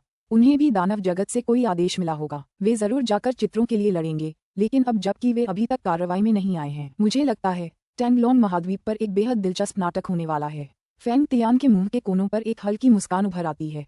नेता, जब 3 पक्ष विक्षिप्त शैतान, विक्षिप्त अमर और जंगल के विक्षिप्त राक्षस आपस में लड़ेंगे तो पूरा टैंगलोंग महाद्वीप निश्चित रूप से रक्तपात में डूब जाएगा। तब हम क्या करेंगे? क्या हम इसमें शामिल होंगे या नहीं? एओ यान पूछता है। एओ जू और यान शान दोनों भी फैंग तियान की ओर देखते हैं। फैंग तियान एओ परिवार या यान परिवार का सदस्य नहीं है, लेकिन वह एक 5 पंजे वाला सुनहरा ड्रैगन है, इसलिए ड्रैगन कबीले में उसे अत्यंत सम्मानित दर्जा प्राप्त है। ड्रैगन के लिए कबीला महत्वपूर्ण है, लेकिन व्यक्ति कबीले से भी अधिक महत्वपूर्ण है। 5 पंजे वाले सुनहरे ड्रैगन सबसे अधिक विशेषाधिकार प्राप्त हैं। इसके बाद चांदी के ड्रैगन और काले ड्रैगन हैं, जबकि नीला ड्रैगन, लाल ड्रैगन आदि सबसे आम वर्ग के हैं। कोई जल्दी नहीं है, हम अभी कोई कार्रवाई नहीं करेंगे, हम बस तमाशा देखेंगे और अगर मौका मिला तो कार्रवाई करने में देर नहीं होगी। फैंग तियान की आंखें चमक उठीं।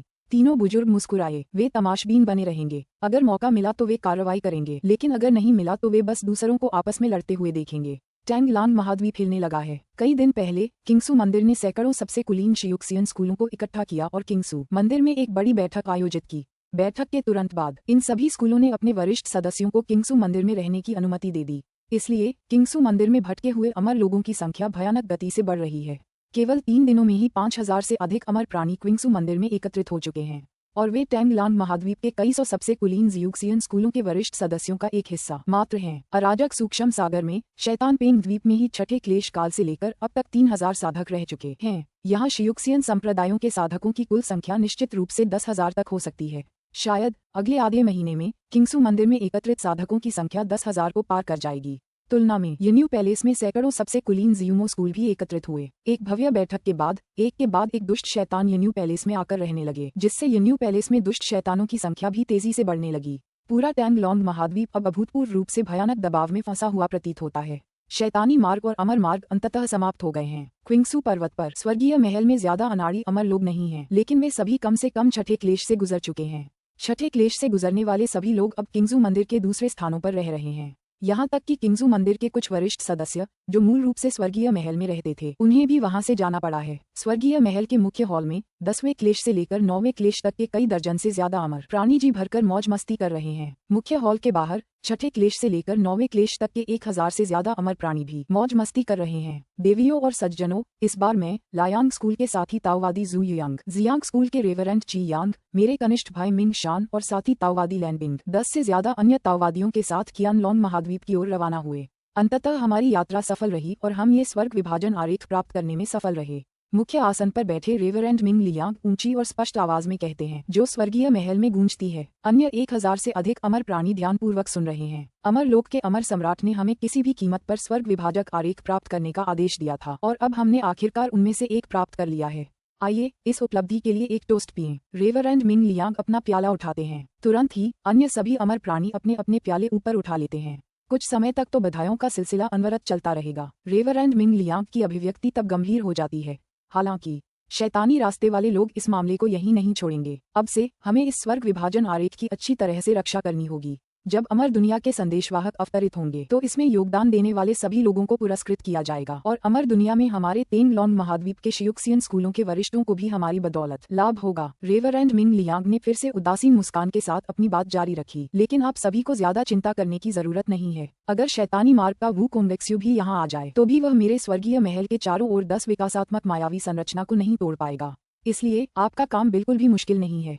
बस अभी हमारे पास सिर्फ एक आरेख है। अगर हम एक और आरेख प्राप्त कर सकें तो अमर लोक का अमर सम्राट जरूर बहुत खुश होगा। आप सही कह रहे हैं रेवरेंड। हमारे पास बचाव के लिए 10 विकासात्मक ब्रह्मात्मक संरचनाएं हैं, लेकिन शैतानी मार्ग के ये लोग संरचनाओं के मामले में हमसे कहीं कमतर हैं। आइए मौका पाकर उस स्वर्ग विभाजक आरेख को भी छीन लें। ये आरेख इतने अनमोल खजाने हैं कि ये आवारा शैतान इन्हें पाने के हकदार कैसे हो सकते हैं। जियांग स्कूल के रेवरेंड ची यांग ऊंची आवाज में कहते हैं, यह सही है। केवल पुण्यवान लोग ही इस तरह के खजाने के हकदार हैं। थोड़े समय के लिए एक के बाद एक बहुत सारी गूंजें सुनाई देती हैं। किसी का लालच पूरा करना बहुत मुश्किल होता है। स्वर्ग विभाजन आरेख प्राप्त करने के बाद वे दूसरा चाहते हैं। ये भटके हुए अमर अब एक और आरेख छीनना चाहते हैं, लेकिन भटके हुए शैतान बेहद गुस्से में हैं।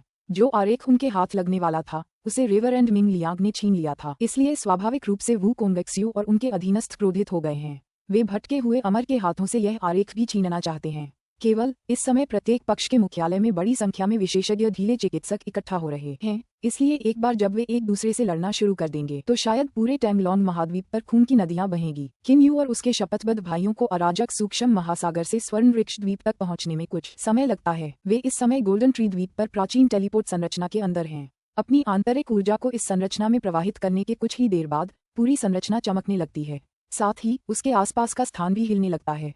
तभी एक रोशनी चमकती है और वे तीनों तुरंत गोल्डन ट्री द्वीप से गायब हो जाते हैं। दक्षिणी क्षेत्र में भी एक ऐसा ही द्वीप है, स्नोफिश द्वीप। ये द्वीप साल भर बर्फ से ढका रहता है। द्वीप पर एक छोटे से पहाड़ की चोटी पर एक झील है। इस झील में एक खास तरह की मछली पाई जाती है जो पूरी तरह से सफेद होती है। इसी वजह से और इस द्वीप के बर्फ से ढके रहने के कारण इसे स्नोफिश कहा जाता है। स्नोफिश द्वीप पर स्नोफिश झील के किनारे से ज्यादा दूर नहीं एक प्राचीन टेलीपोर्ट संरचना है। अचानक उस संरचना में कुछ देर के लिए एक रोशनी टिमटिमाती है। जब रोशनी गायब हो जाती है तो संरचना में 3 युवक प्रकट होते हैं। वे कोई और नहीं बल्कि किन यू, हो फी और हे यू हैं। बड़े भाई, क्या आप जानते हैं कि वे हत्यारे कौन हैं? हे यू पूछता है। किन यू अपने दिल में उमड़ते दुख और गुस्से को बलपूर्वक दबाते हुए सिर हिलाते हुए कहता है, मुझे बिल्कुल नहीं पता, लेकिन मुझे ये पता लगाने में थोड़ा समय लगेगा कि वे कौन हैं। इतना कहकर वह एक ट्रांसमीटर निकालता है। डेम यान जी, मैं किन यू हूँ। उस दिन मैंने अपने अंकल लैन के आदेश का पालन करते हुए अपना स्वर्ग विभाजन आरेख अपने दूसरे भाई के पास छोड़ दिया था। मुझे अभी पता चला है कि वह आरेख किसी ने छीन लिया है। क्या आप जानती हैं कि वह आरेख कौन ले गया और अब कहाँ है? किन यू की पूछताछ का पहला लक्ष्य कोई और नहीं बल्कि डेम यान जी हैं। छोटे भाई किन यू उस दिन लॉर्ड वू कोंगेक्स्यू और अन्य विशेषज्ञ कियान लॉन महाद्वीप गए थे। आपके दूसरे भाई को अपनी जगह अच्छी तरह से पता थी, इसलिए उन्होंने वह स्वर्ग विभाजन आरेख लॉर्ड वू कोंगेक्स्यू को सौंप दिया। किसने सोचा होगा कि रेवरेंड मिंग लियांग अचानक प्रकट होंगे और आरेख छीन लेंगे। हालांकि लॉर्ड वू कोंगेक्स्यू ने मिंग लियांग के साथ भीषण युद्ध किया, फिर भी वे आरेख वापस नहीं ले सके। हम लॉर्ड वू कोंगेक्स्यू और मेरे स्कूल की डेम लियान यू दोनों बेहद क्रोधित हैं। अब मेरे यन्यू पैलेस में 10,000 से ज्यादा दुष्ट शैतान इकट्ठा हो चुके हैं। लॉर्ड वू कोंगेक्स्यू और अन्य विशेषज्ञ निश्चित रूप से उस आरेख को वापस छीन लेंगे। डेम यान जी कोई रहस्य नहीं रखती। दरअसल टैंगलॉन महाद्वीप पर यह जानकारी कोई रहस्य नहीं है। दोनों पक्षों के लगभग सभी अमर और शैतान इसे जानते हैं। इस वजह से धीले अमरों का पक्ष उत्सव के मूड में है, जबकि धीले शैतानों का पक्ष उग्र रोष में है। डेम यान जी यह जानकारी किन यू से गुप्त नहीं रखती, क्योंकि वह सोचती है कि उसे ये बताने के बाद कोई समस्या नहीं होगी। अब किन यू को वह पता चल गया जो वह जानना चाहता था। वू कोंगेक्स्यू, मिंग लियांग, तो ये लूज डेविल्स और लूज इमॉर्टल्स थे, जैसा कि मैंने सोचा था। वह अपने लक्ष्यों को पहले से ही जानता है।